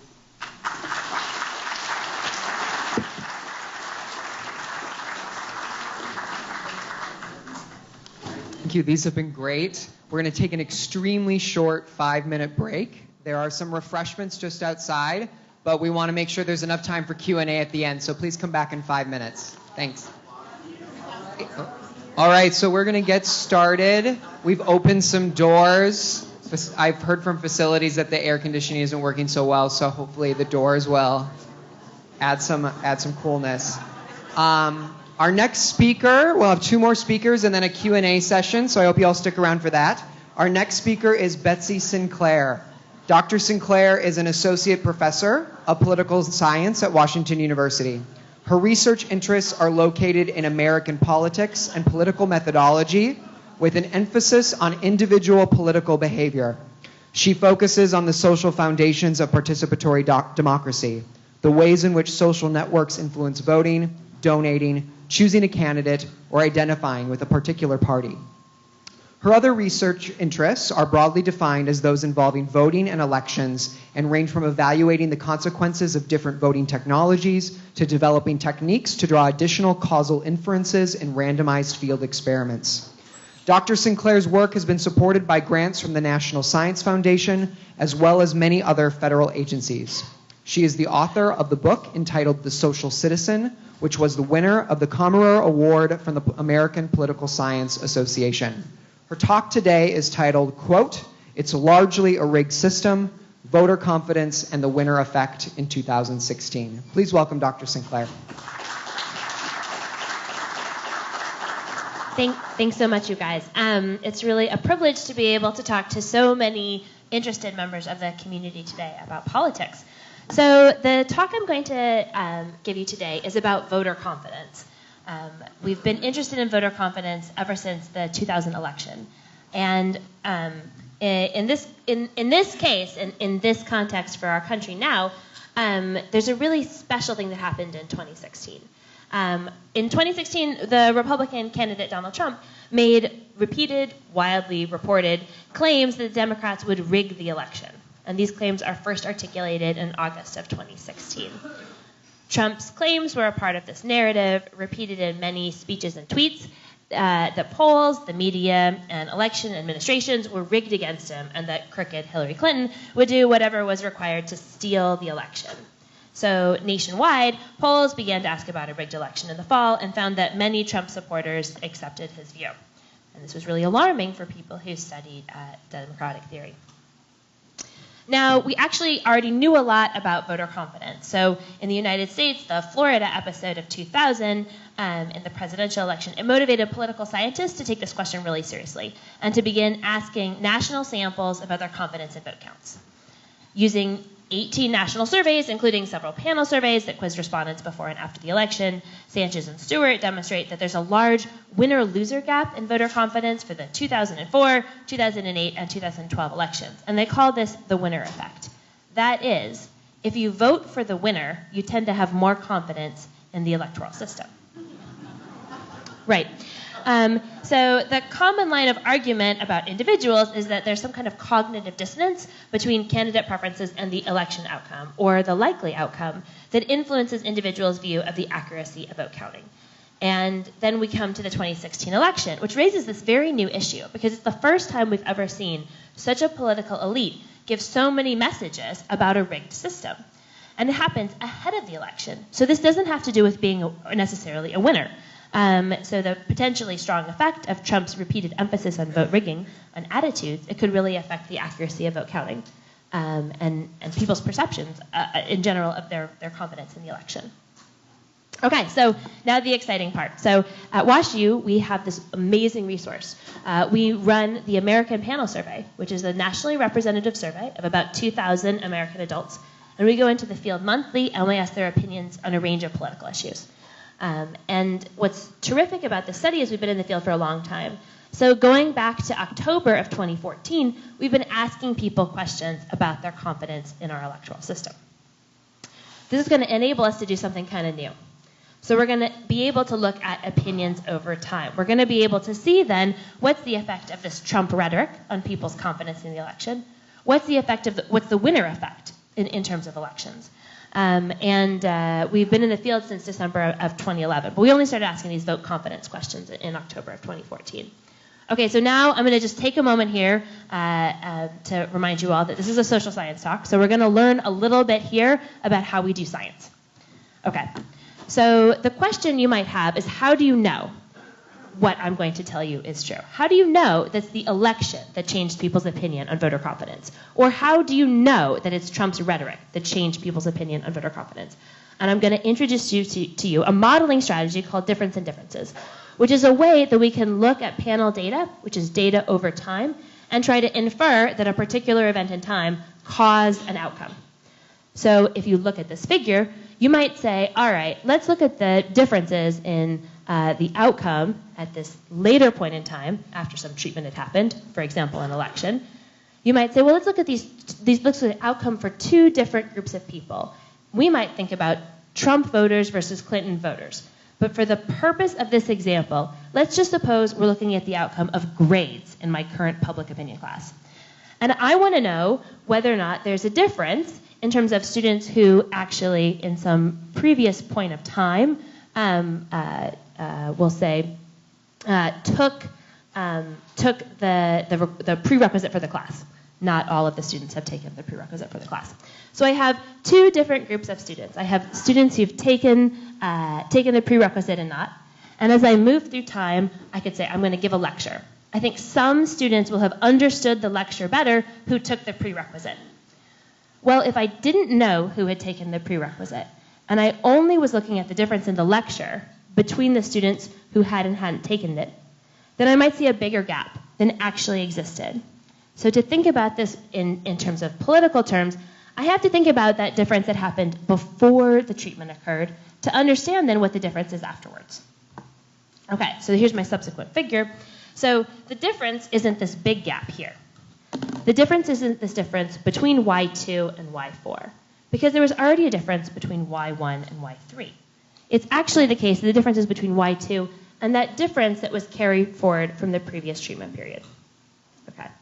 So now I'm going to show you the figure in terms of Trump voters and Clinton voters. I know what Trump voter and Clinton voter opinions were in terms of voter confidence in October of 2014. That's going to be really important because that's before the election. That's before there's any of this rhetoric. And there'll be a gap. If I look at that difference and I carry it forwards then, that gives me a way to understand what the effect is both of Trump's rhetoric in the period right before the election, where I'm going to measure opinion again on confidence in the election, but also after the election. So I get a measurement of a winner effect. And I'm going to measure this at 2 different points of time as well. So I'm going to measure this in both December and then again in January. I'm going to take the opportunity to measure this in these other points of time where there's almost no political activity, because what I want to see is that actually the system is relatively stable outside of these moments where a future president is telling us that the system is rigged, or where an unexpected candidate wins the election. All right, so here's the promised figure. So here, the x-axis is going to represent 4 distinct points in time. Dots, so voter confidence is measured on a scale of 1 to 4, with 1 being not at all confident and 4 being extremely confident. The dots are going to represent the average opinion at that point in time for blue triangles, Trump voters, or red circles, Clinton voters. So if you take a look here, oh yeah, sorry, total opposite. Red circles, thank you. Good, thank you for paying attention. The microphone kind of got me here. Okay, so here, if you look at October of 2014, you would see that, as you might have expected, Trump voters have a lower level of confidence than Clinton voters. The gap is statistically distinguishable from 0. And moreover, it's sort of what you would expect to see. This is a gap that's largely divisive in terms of levels of political interest and levels of education. Okay, so now we move forward in time. And we move forward in time to October, where we've seen, remember, since August, we've seen Trump rhetoric about a rigged election. And this is where the first really interesting thing shows up in our data. What we see is not that there's a decrease in confidence for Trump voters, but rather there's an increase in confidence for Clinton voters.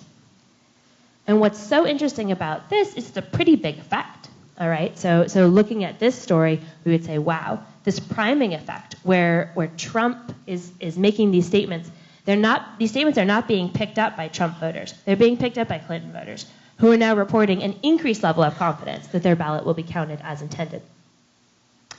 And then remembering that there are very few polls and pundits who are anticipating a Trump victory, we measure one more time in November voter confidence. In this additional measurement, we see what previous scholars have claimed as well. So we see a winner effect, and we see a big winner effect. The winner effect is twice the size of the priming effect. It's so remarkable, isn't it, to think that winning an election could change someone's opinion. Their candidate winning the election could change someone's opinion about voter confidence. But that's what we see. And I think it's a really interesting thing to think about how much of your politics is shaped by your lived experience. If you think about what changes someone's mind about whether or not the system is rigged, an election can do that. For a lot of comfort in the system, in these 2 additional measurements, in both December and in January, we see relatively no change. So if we were to look at the relative comparisons in these groups, moving from November to December, and then again from December to January, although there are slight upward sloping and downward sloping metrics to these lines, the gaps that we would have described are not statistically distinguishable from 0.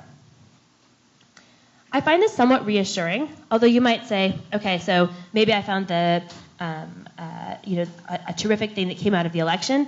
Somewhat interestingly, if you look at the average level of voter confidence in October of 2014, and if you looked at the average level of voter confidence in January of 2017, you would find no change. So the average hasn't changed, but the ordering has. So remembering in 2014, Clinton voters thought they had more confidence in the system. Now Trump voters do. Okay, so this is my last slide. This is my just normative reflections. And here I think we want voters to have confidence in their electoral system. This is how voters hold elected representatives accountable. This is what we want out of a participatory democracy. And I think that most social scientists were really alarmed as we saw the issue of voter confidence becoming an increasingly politicized one. So typically the organizations, the level of government that administrates elections is largely considered to be mostly bureaucratic, largely nonpartisan, and to see this as a highly politicized issue is really normatively perilous. We also know that voter confidence is directly related to voter turnout. So the more confidence that voters have that their ballot will be counted as they intended, the more likely people are to turn out to the polls. So if you can make this a political issue, if you can imagine I'm going to rally individuals saying, hey, your ballot might not be counted as you intended, has the real potential to depress turnout. And you can imagine if that worked, that was a political strategy. What I like so much about this is that I think voters are not fools. So they show up, they listen very carefully to these messages, and what we see actually is, on average, like a bit of a winner effect in general, but over this really long period. So remember, we're starting our measurement in October of 2014, and our last measurement is in January of 2017. Like, really not very much change happens. A small bump up for the winner effect, but people are not really attending to these elite cues over a long period of time. In any election, there are going to be winners and losers, and indeed, winners may, in general, have more confidence in their government. There's a long line of literature, starting with Jack Citron's 1974 piece, that just finds that Democrats or Republicans exhibit higher levels of trust in government when their party holds presidential office. And I think here we can see something nice about elections as well, that when power alternates between parties, we see this increased level of confidence in democracy. That's it. Thanks.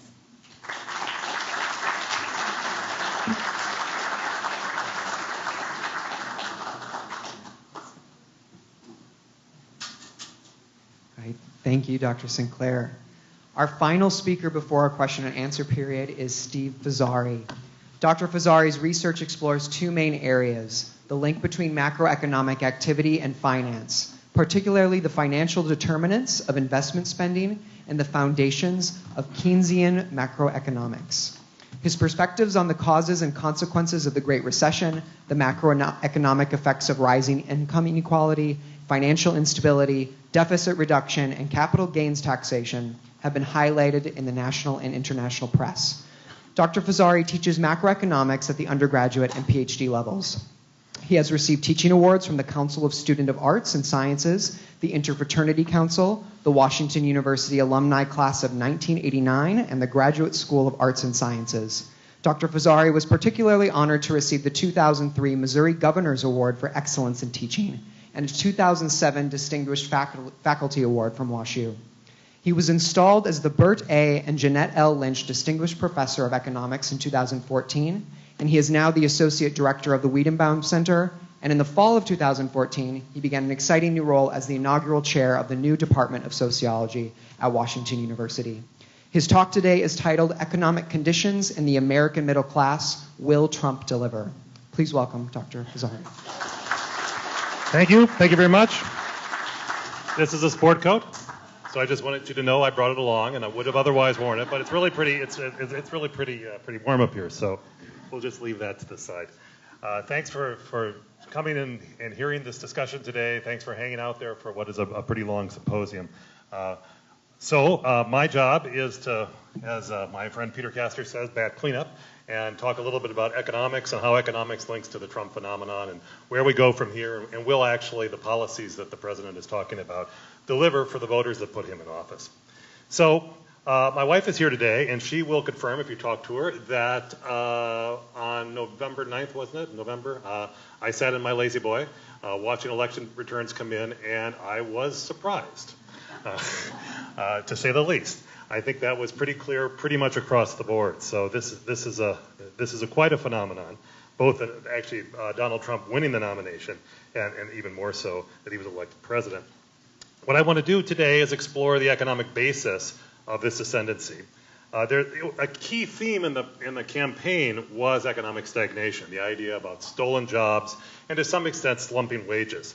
And then I'll move on to talk about the policies that have been discussed as part of the Trump presidency and with the control of the presidency and the Congress by the Republican Party, and talk about how that is going to play out, at least my view.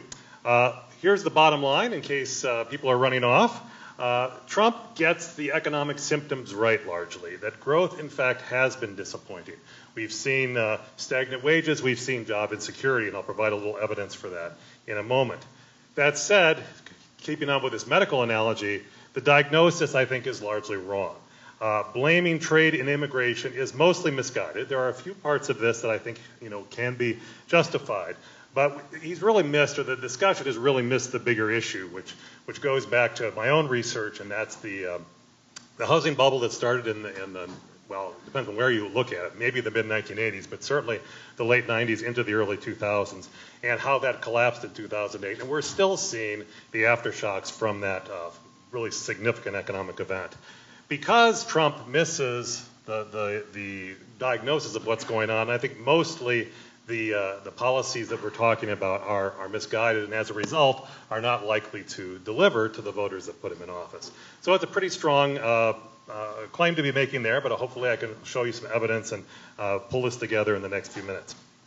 So I'm going to run these through in these three parts, starting with symptoms.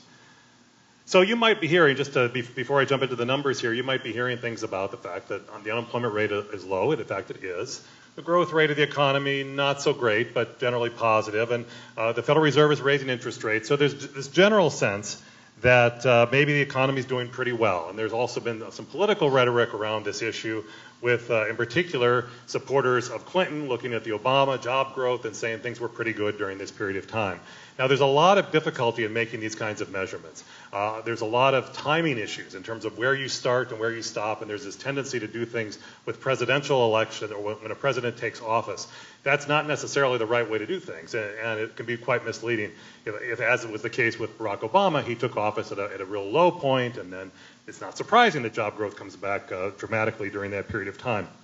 So what I put together here, something I've done over the last few months actually, is what I think is a helpful comparison just to put in perspective what has been happening in the U.S. economy. So I'm comparing business cycles in the United States going back almost 40 years, maybe even a bit more than 40 years, starting in 1974.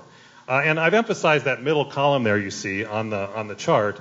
That's really what I want you to focus on, which is the growth per year, corrected for inflation and corrected for population growth, starting from the peak of one business cycle to the peak of the next business cycle. Now, one little qualification, we haven't hit the peak of the current cycle yet, but it's been a pretty long one, and I don't think whenever this cycle turns down, it's going to change things all that much.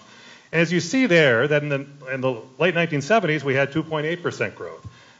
It's somewhat coincidental that the peak to peak from almost around 1980 to 1990 and the recession that happened then, and the period from 1990 to the bursting of the tech bubble in 2000 at exactly the same growth rate of 2.1%.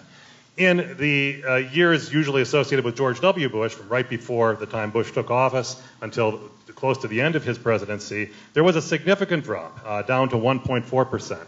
But then look at this recent cycle, where we're going from the very end of the Bush presidency, the peak before the Great Recession, to the fourth quarter of last year, the most recent data we have, 0.5%. Rough, it depends on which comparison you look at, but a quarter of the amount of growth per year, every year, that we had in at least the middle parts of this chart. So there really has been some economic weakness, quite significant economic weakness during this period.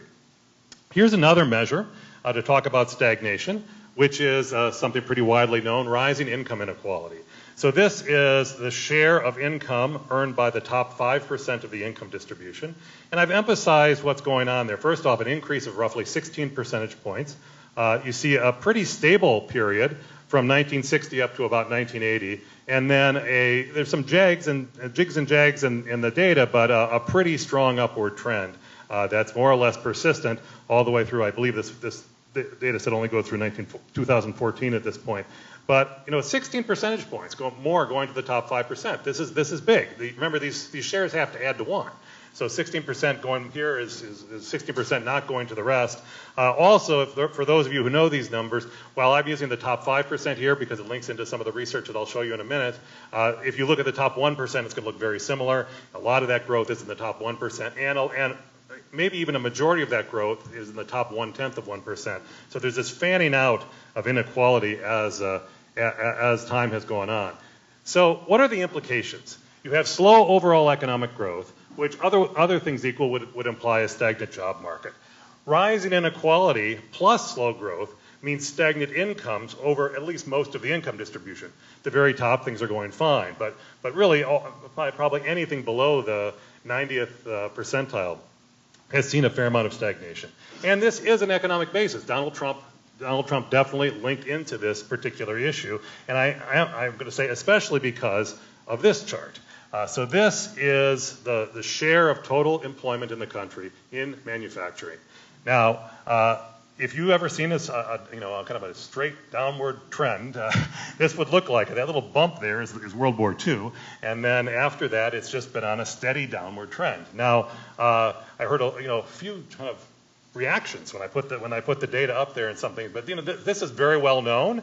This has been going on for decades and decades and decades, but it does start to wear on people, and in particular, the combination of the previous slide, the overall economic stagnation, the rising inequality, and the fact that it's to some extent focused on the manufacturing area has been for some time. Obviously, that was critical in the Trump ascendancy. Okay, much more could be said about the economic conditions, but let me move to the diagnosis. And you see a little subtitle there on my title chart. This is a reminder to me. This is my own research, so I've got to be very brief. Let me just do, so there's all sorts of things back here that I could be talking about, but I was going to go to 3 charts to explain a very complicated history. So it's just the nature of our discussion today, but at least I can give you a flavor for what's been going on. So the first chart is something that probably you're broadly aware of, but it's pretty striking when you see it this way. And this notion of a debt-driven consumer boom that ended with the Great Recession, depending on where you look at it, late 2007 for the actual beginning of the recession. So this is the ratio of household debt in the United States to disposable income, a measure of the kind of household financial stability. And you'll see in the immediate post-war decades that it rose as the baby boom.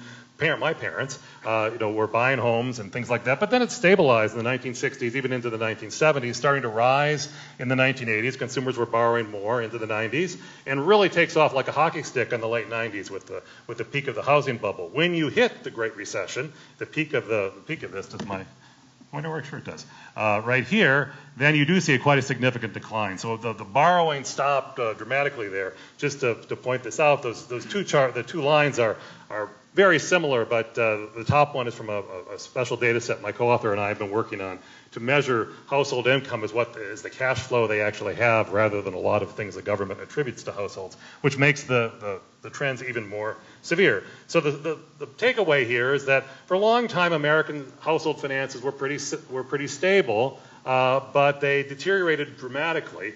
That rise in debt, this period right here, was providing a lot of stimulus to the economy, but we lost it with the Great Recession.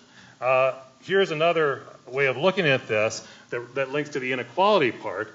I guess the colors don't come out very, very clearly here, but this top line is the debt to income for the bottom 95%.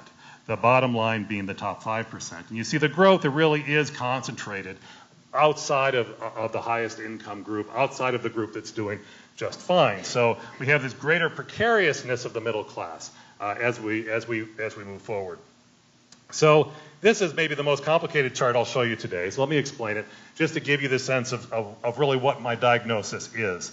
So these 4 lines trace the adjusted household demand, roughly speaking, the actual cash that American households were spending as an index, where at the peak of each business cycle, right before a recession, I've indexed them all to 100. And then you trace out what happens afterwards until the next recession occurs, or in this case, until 2015, the last data for the most recent case. And you can see that, take a look at this one. This was the early 2000s, that consumption never fell. Households kept spending more as they were taking on more debt. In these 2 cases, there was a reduction, but a very rapid recovery of household spending. In the most recent case, a much bigger dip and a very, very slow recovery. So there's a lot one could say about this. We could spend a lot more time on it. But again, the takeaway I see here, this is the diagnosis. We've had stagnation. Why? Because the household sector has lost the momentum it was providing to the economy in the time before the Great Recession. And this has continued all through the Obama years. So these are decades-long trends that we're seeing manifest in this kind of situation. That, to me, is the primary explanation for the economic stagnation that we've seen going forward. There are certainly many other issues, but I want to put that one up front. So with that, I guess I basically said that. Well, here, let me make this slide. You have loss of household spending after the burst of the housing bubble. Weak spending growth means slow sales growth for businesses. One person's spending is somebody else's income. And slower growth of sales means slower growth of jobs, production, and income overall. This is an important economic reality. It is linked, in my view, strongly to Trump's ascendancy. But the question is, will his policies address the problem? So, part 3. Treatment follows from diagnosis. So the policy objectives should be to, at least in my view, we have to somehow replace this household spending trend that we lost with the Great Recession. And because my work also emphasizes the importance of rising inequality in these trends, that becomes a central part of this issue as well. President Trump has proposed a variety of policies, but they fall into 3 major categories. The most prominent probably being the attempts to deal with international trade, what he sees as problems in trade agreements, etc. Tax cuts or tax policy, lowering tax rates overall, and infrastructure spending. So let me go through those 3 and then I'll wrap up. So I want to say it's not really trade. So this is the net exports, the difference between exports and imports in the United States as a share of the total economy. And when you see this negative trend that I've emphasized with the arrow, that's a sense of trade being a drag on the economy. But look where that's happening primarily, at least while going through all the wiggles. It's happening in the same period as this consumer boom. And what is that? People are buying more stuff. Some of it comes from abroad. And so the U.S. economy was generally as much stronger than the rest of the world during this period of time. And as Americans are buying more and more, a lot of that's coming in from the rest of the world. What actually happens in the Great Recession is it reverses. The American consumer is not as strong anymore, and we see the imports fall. There's obviously other issues. There's oil. There's other kinds of things going on. But I think that's the big point. So if you're thinking that the key issue is the stagnation in the economy since the Great Recession, and that's leading to the ascendancy of President Trump, then the idea that it's a trade deficit really doesn't fit the evidence in the broad sense. Bring back manufacturing. I'm just bringing the same chart I had on there before. What are the chances that you look at this? This is not something that's about NAFTA or Obama policies or even regulation is a little bit different. You could say there's rising regulation over this whole period of time. As has been emphasized over and over and over again, that manufacturing is shrinking across in terms of employment around the world. Germany is a manufacturing juggernaut, and its manufacturing share is shrinking as well, if I understand correctly. That is, we're getting more and more efficient with new technologies at making tangible things. And it's very unlikely that the kinds of policies the Trump administration is talking about will do much to change this trend at all. So there is something I should mention here, which is the link between globalization and inequality. And I think there is a link there. I've emphasized inequality is an important part of the economic basis for Donald Trump's victory. And it is probably true that global competition and rising global competition has held down wages in many sectors of the economy, directly, in particular in manufacturing and tradable goods, but then that spills over to other businesses as well. But we have to recognize that this kind of evolution is part of economic development over long periods of time. So you see 3 examples there. We don't produce nearly as many horseshoes as we used to as a share of the economy. More substantively, the share of employment in agriculture, I think, is down from probably over 50% in the 19th century to about 2 or 3% right now. I mean, we had this massive shift away from an agrarian economy to an economy that largely, in terms of employment, produces other things. And we're seeing something similar in manufacturing. These shifts are a part of economic development. They're going to happen. In this context, that doesn't mean they're painless, and undoubtedly that's the case. I'm sure there were horseshoe manufacturers who took it on the chin at the relevant places, and certainly there's been a lot of difficulty in the transition to agriculture. But what do we really need to do? What we need to do is shift economic activity to the most competitive sectors. And for this, protectionism is the wrong approach. It's really an attempt to hold on to jobs that have become uncompetitive. And if there would be, as one would expect, foreign retaliation to those kinds of policies, then that would hurt the sectors in which we are more competitive, where we can sell abroad, like aircraft, for example, technology, financial services, other things like that. So while I don't want to suggest I'm unsympathetic to people who have lost manufacturing jobs, I think it really is a very, very difficult situation. To me, the solution is not one of trade protectionism. What about moving to tax policy? Now, the tax proposals that are out there, we don't know what's going to actually come out in terms of legislation, but the kinds of things that candidate Trump talked about during the campaign and that have been started to develop in these months since President Trump took office, they really are quite large. I looked at data from the Tax Policy Center, and they are estimating that the Trump proposed tax cut would come to about $3,000 annually per household, which is a big number. That puts a lot of cash in people's pockets. It could help replace the lost household demand that I was talking about. But the problem here is distribution, that the way in which these tax cuts are distributed across the different parts of the income distribution, for at least the purposes I think are most important, is hugely inefficient. So I've got some data up there. You can see the average tax cut for different parts of the income distribution. $100 if you're at the bottom 20%, a non-trivial $1,000 in the middle 20%. I don't want to suggest this is nothing. That there would be, and there's differences across different households, but there would be a pretty significant cut. But look what happens when you work your way up the income distribution. The top 20% average of almost $17,000, which includes the top 1%, I should say. But look at the top 1%. Approaching $250,000 every year in tax cuts in this case. What you get from this kind of distribution is a weak bang for the buck. If the objective is to restore household spending that we lost, and you distribute these dollars so much disproportionately into higher income people who are much less likely to recycle them into the economy, you'll not be nearly as effective as you could be with a similar size tax cut. While I don't have slides up here about the government deficit and debt, that another problem here is you get less stimulus, you'll have a bigger effect on the deficit and the rise in the debt ratio as well from these kinds of cuts. It also magnifies the inequality in after-tax income. If inequality is an issue in this, as I think it is, this, in a sense, goes the wrong direction. Infrastructure. To me, this is the best possibility. It's a kind of irony. That is, President Obama, in my view, correctly, was pushing infrastructure programs for basically his entire presidency. He was somewhat successful without any Republican votes in getting the so-called, the stimulus bill or whatever you call the American Reinvestment Recovery Act passed very early in his presidency, which had some significant infrastructure policies. But ever since then, the Republicans have blocked it at every turn. Now that Donald Trump took office, the same people seem to be thinking infrastructure is a good idea. Well, that's a kind of a political irony, but from my economic point of view, if they do it, that would be good. Infrastructure generates good bang for the buck, probably better than tax cuts in this context. But here's what we see. Even the largest proposals, and there's a Wall Street Journal article this morning about a $1 trillion proposal. They sound like big money.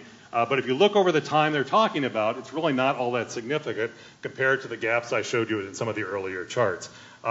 Nonetheless, probably still, if they did it, still helpful.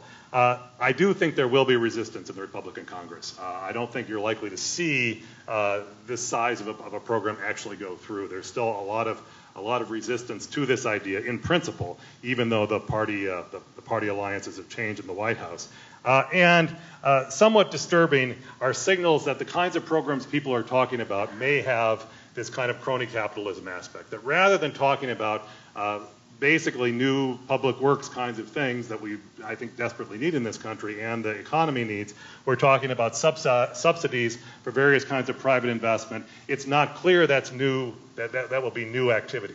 It could actually be subsidizing things that would have happened otherwise. So it could ultimately not be as significant as possible. So I believe this is my last slide. Will Trump deliver? The large tax cuts might raise growth modestly, despite their strong skew to the wealthy.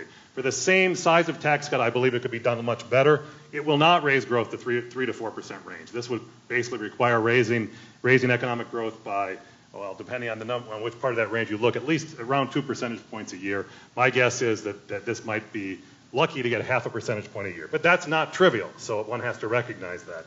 The infrastructure effects are likely going to be minimal, perhaps nothing. I think this is a lost opportunity as we go there. The trade policy is the big question mark. It could end up being not much is really happening, but ultimately could be quite damaging. And when economists look at the Trump policy, this is their greatest fear. There seems to be no significant response to inequality. And if the macro stimulus is weak, if we don't kind of get the economy growing faster, which is something that tends to boost wage growth across the income distribution when the economy is running at a higher level, then it's not clear that anything else in the policy mix will address the problem of economic inequality. So my conclusion is that the Trump economic policies are likely to disappoint, and in particular for those people who have been most affected by the stagnation that in some sense launched it into office. So there's a bit of an irony in all that as we go forward. Some stimulus, but probably not where it's most needed. So let me stop here, and I guess we're pretty much ready to go to Q&A.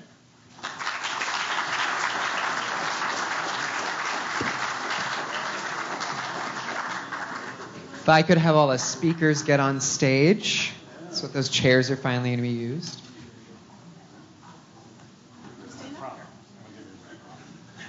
So we have about 20 or so minutes, 20 official minutes. You know, these things often go over. Maybe 10 more unofficial minutes of Q&A time. I'll be running around with the mic. We want the questions to be on the mic so it gets picked up by the recording. So I'll take them on a first-come, first-served basis. It's great if your questions can be for individual speakers, but if it's more general and can be approached from a cross-discipline perspective, that's even better. So please just raise your hands, and I see a question back here first.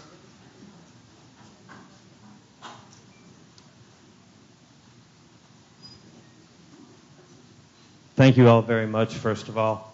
I'm a political scientist by degree. I've been graduated for about 30 years now, so I've been pretty rogue. I'm on my own. In that space, I feel it's very important. My motto is to be able to argue both sides of an issue for it to carry ideal weight.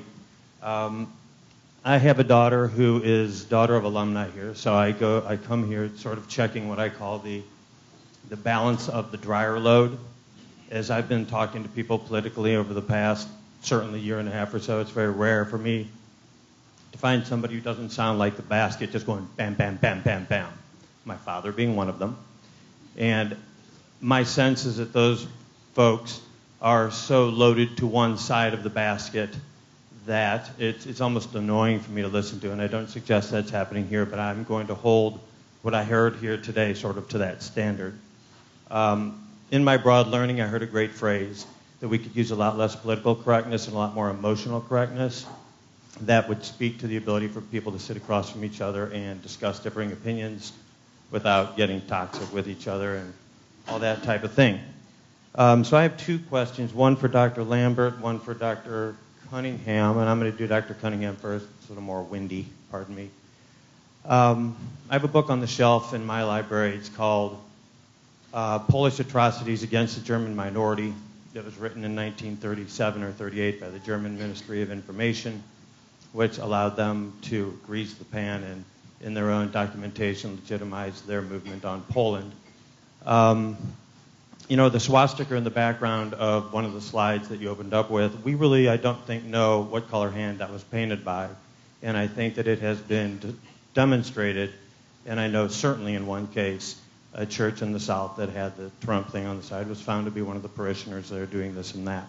So that leads me to the idea of propaganda. And I want to know, you know, propaganda being the art of persuasion, it's usually based on hiding fact and creating other persuasive influence to gain a goal and take advantage of political and cultural sensibilities. And I think it's polluting the space of discussion. So I'd like to know your opinion on that. And Dr. Lambert, you made a comment about 3 Trump supporters in the room at one point, and after you sat down, I don't know if you realized about 15 to 20 people got up and left. I don't know if that was coincidental or not, but you may have gotten it down to 3 people. Is the fact that there are only 3 Trump supporters possibly in this room something that WashU should be proud of? And maybe why was that comment made? Thank you very much. Thank you for that. And speaking to the question of propaganda, and I think the question of kind of proximate motive of some of these things. I mean, there can be a lot of inference made, certainly, when we see these patterns about what's actually causing them. And I actually think it's quite important to move ourselves from the level of particular incidents to really trying to understand the patterns of what we're seeing here. Because as you're saying, when we go down to a particular incident, it's often there can be idiosyncrasies associated with that are quite valid, but also are distracting from the broader pattern that we're seeing. So as a social scientist, certainly, I think, I like to be able to look across, across places, across times, and think about those kinds of patterns. And that allows us to look at the broader logic of what we're seeing here.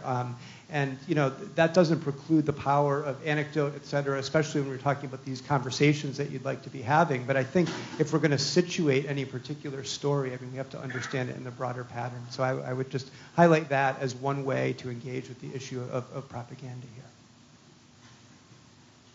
Yeah, those. I appreciate the questions, and this might be a surprise. I actually strongly agree with you on the need for diversity in the audience. In fact, many people who I talked to in preparing this, I genuinely wanted Trump supporters to be here, and so my comment was just reflecting a demographic trend for universities to be dominated by a liberal perspective. There's lots of data on that. So if my comment came across as it was designed to basically say that we're in a, I don't want to say liberal bubble, but statistically many people in the universities are liberal, and I want different perspectives here. And so if somebody took it otherwise, I do apologize for that. But I totally agree with you that I think these issues deserve and merit perspectives from both sides of the perspective. So I couldn't agree with you more than that.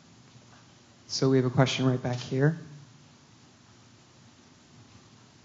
I wrote mine on my plate so I'd make sure I wouldn't lose it. With the administration's inability to work together, would you say the party's policies are misguided and will affect ultimately the well-being of the country? And also, will we continue to see a widening of the gap of polarization in the country?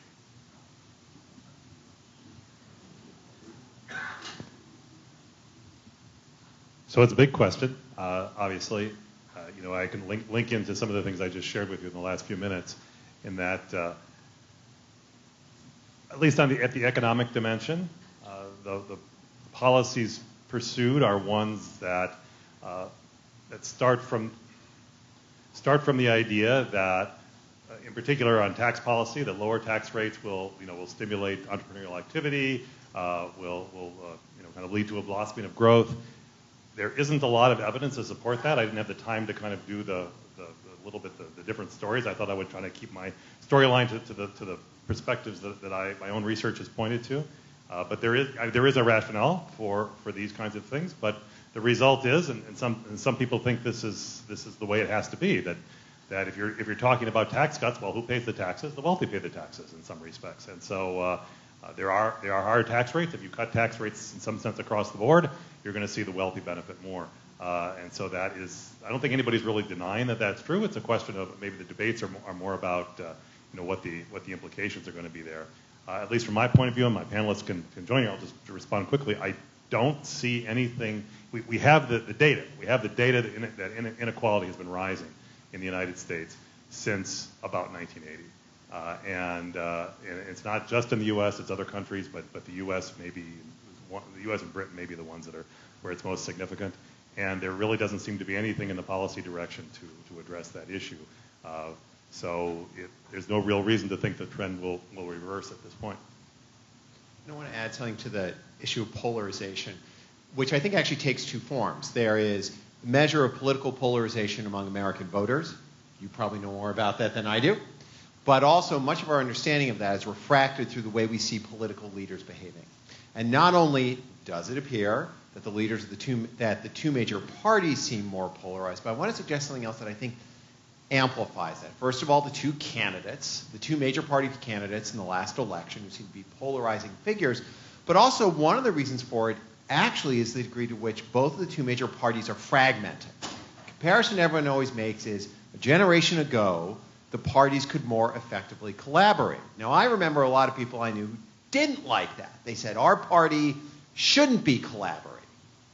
They would literally say they're collaborationists in a good kind of, 1930s, 40s, 50s kind of sense of that term. But one of the striking things to me, is the degree to which leaders of the two major parties have lost their authority and power. We not only see that in Donald Trump, we saw that in Hillary Clinton, who was completely blindsided by the rise of Bernie Sanders and the Sanders candidacy.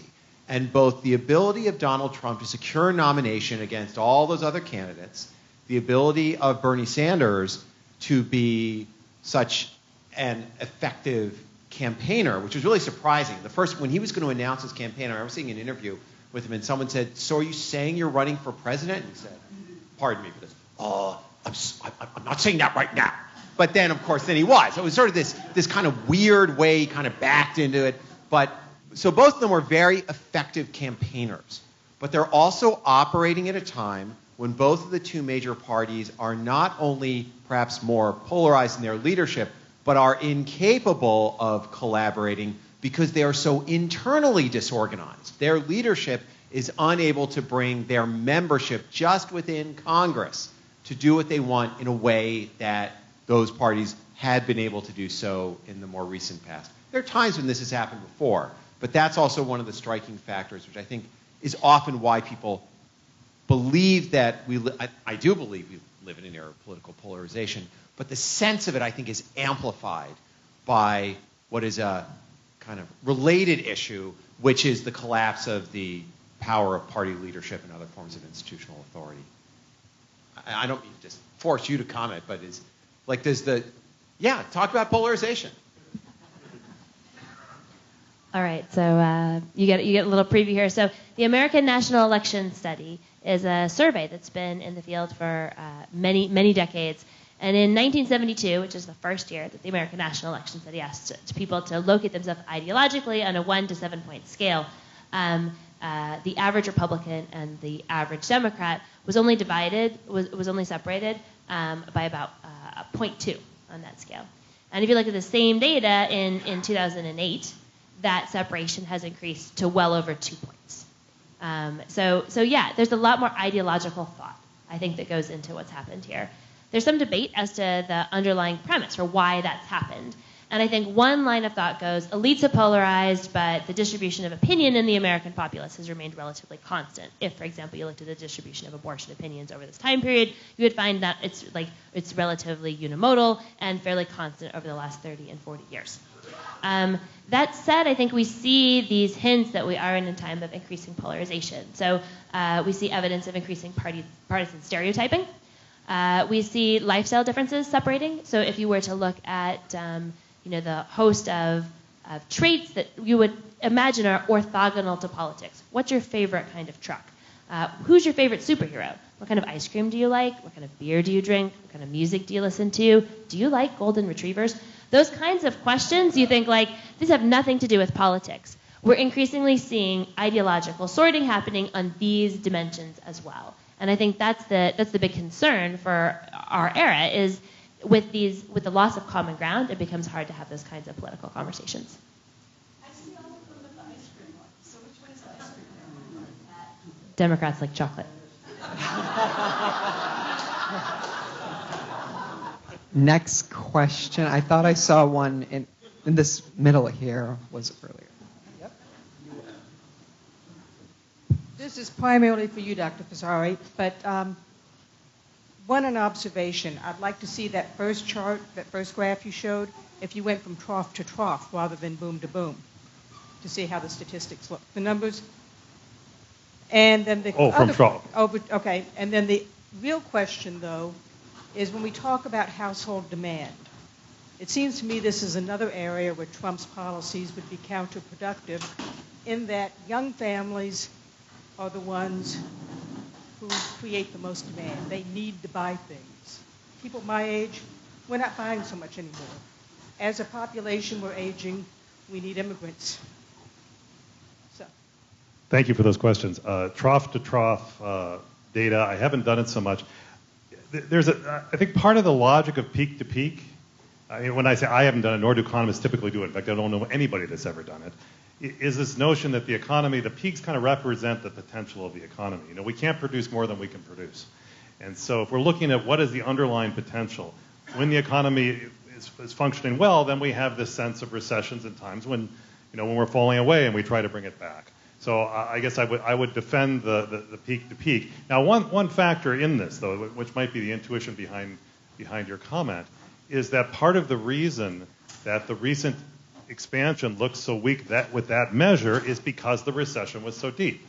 And so when you went down, it takes more growth to get back up, and we haven't gotten it. Now, there was an old theory out there that said when we had big drops, we would get fast rebounds, and it just turns out that's not been the case. And I think, again, I was only could just scratch the surface, but if you dig more deeply into the data, you'll see, for example, every recovery in the United States, at least since that early 1970s recession I started with, has had a housing boom. We've had no housing boom. And we've had a tremendous collapse and some recovery from an unbelievably low level, but it's been no boom.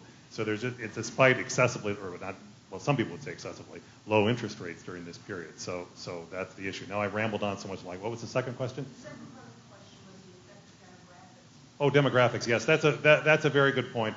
And I think one of the concerns here is this notion that the population is aging, that what's called the dependency ratio is rising, the ratio of retired people who are being supported by Social Security, Medicare, to working population is going down.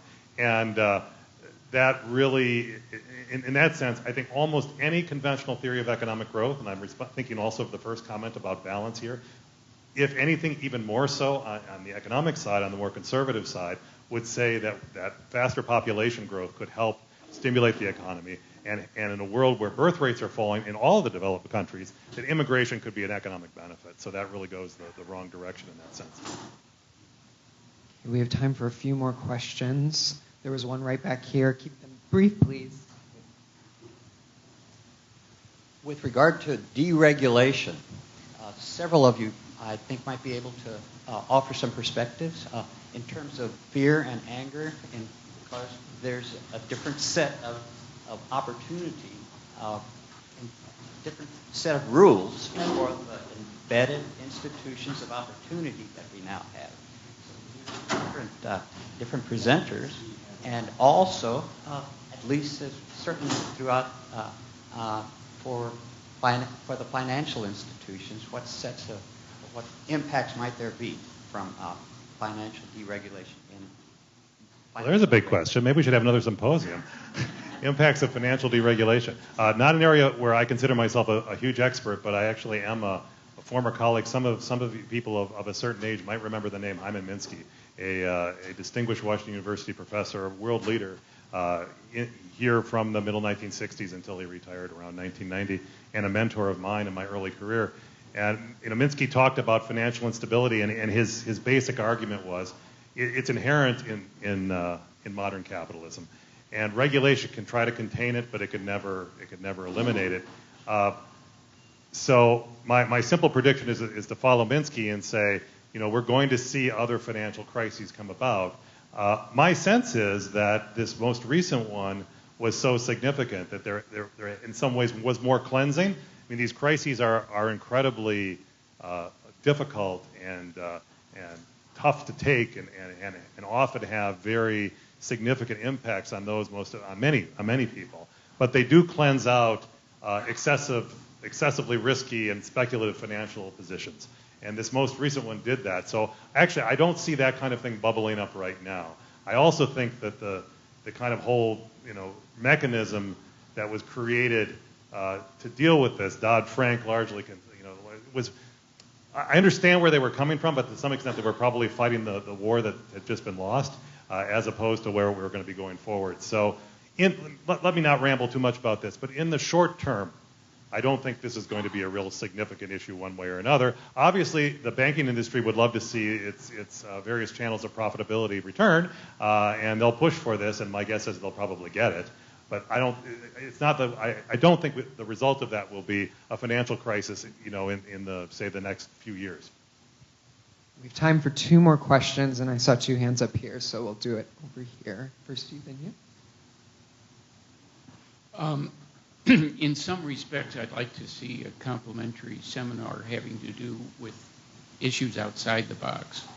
In a sense, all of what I hear is within the context of a republic, and we haven't really, in my mind, achieved a true inclusive democracy.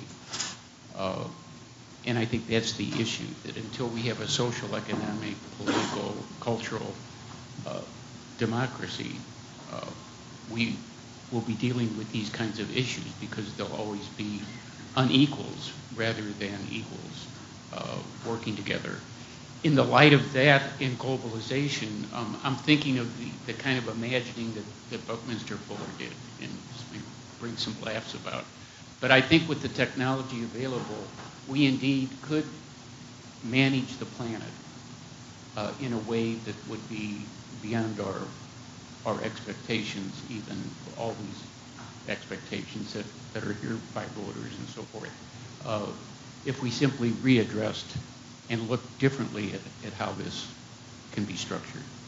So I don't know if any of you want to speak to that. You want to foo-foo Buckminster Fuller or give other ideas?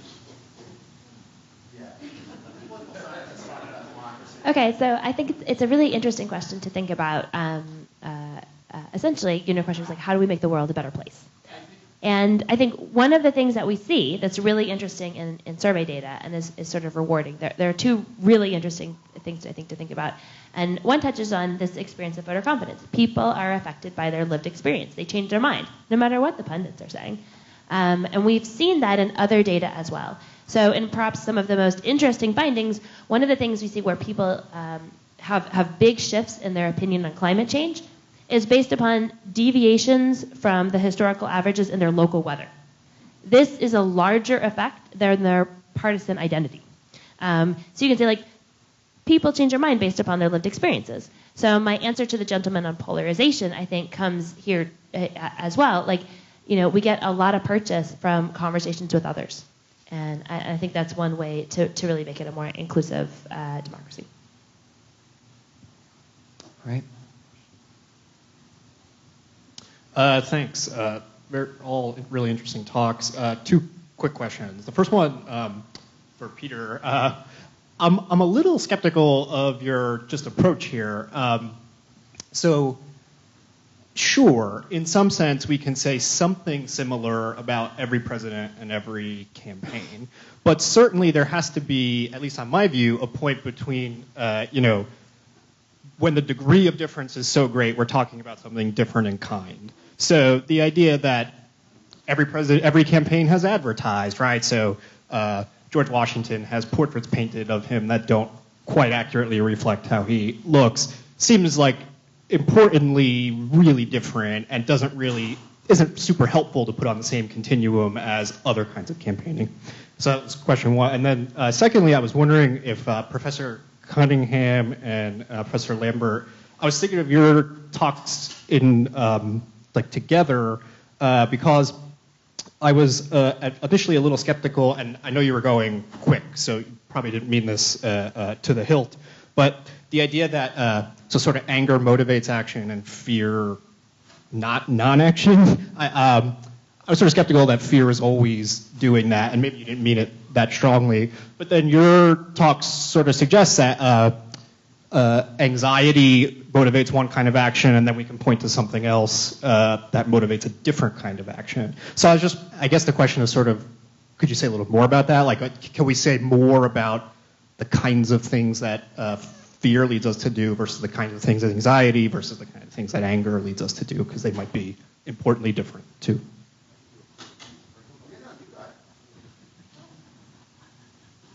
Yes, that was overstated. Fear is a definite motivator for behavior. We want to escape threat. So when fear kicks in, people do things. Now, at extreme levels, fear and anxiety can lead to what my behavioral colleagues call freezing effects.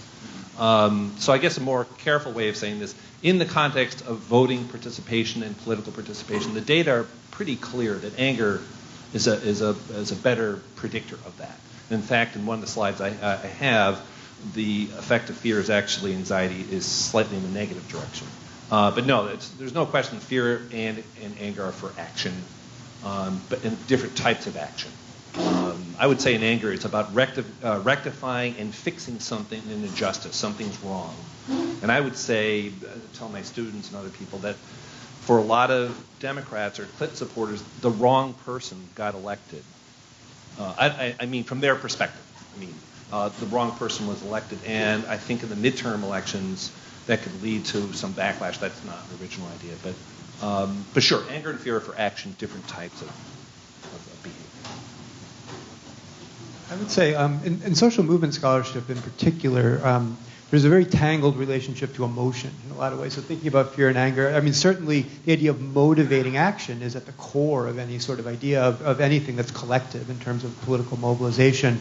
I think most of the energy there has been really not necessarily get to the root emotions in that way, but to think about how people see their interests, right? So it's not about that it's mobile. It's not that it's emotion that's being mobilized. It's when I talk about threat, opportunity, et cetera, it's how people are seeing their interests and their prospects. And what becomes really important is the way in which they start seeing boundaries across groups. Because whenever we see contention, it's always because some set of people sees themselves as distinct from other set of people, not to be too simple about it. But the idea is about how do we solidify those boundaries. And what becomes interesting is that things like fear or anger, anything that we can associate with threat from an emotional standpoint, at least from this way of thinking, becomes sort of an after effect. It becomes sort of a residue where then as people are acting, the way that they articulate what's going on is all about this, that made me angry, that person is doing something wrong in that way. So,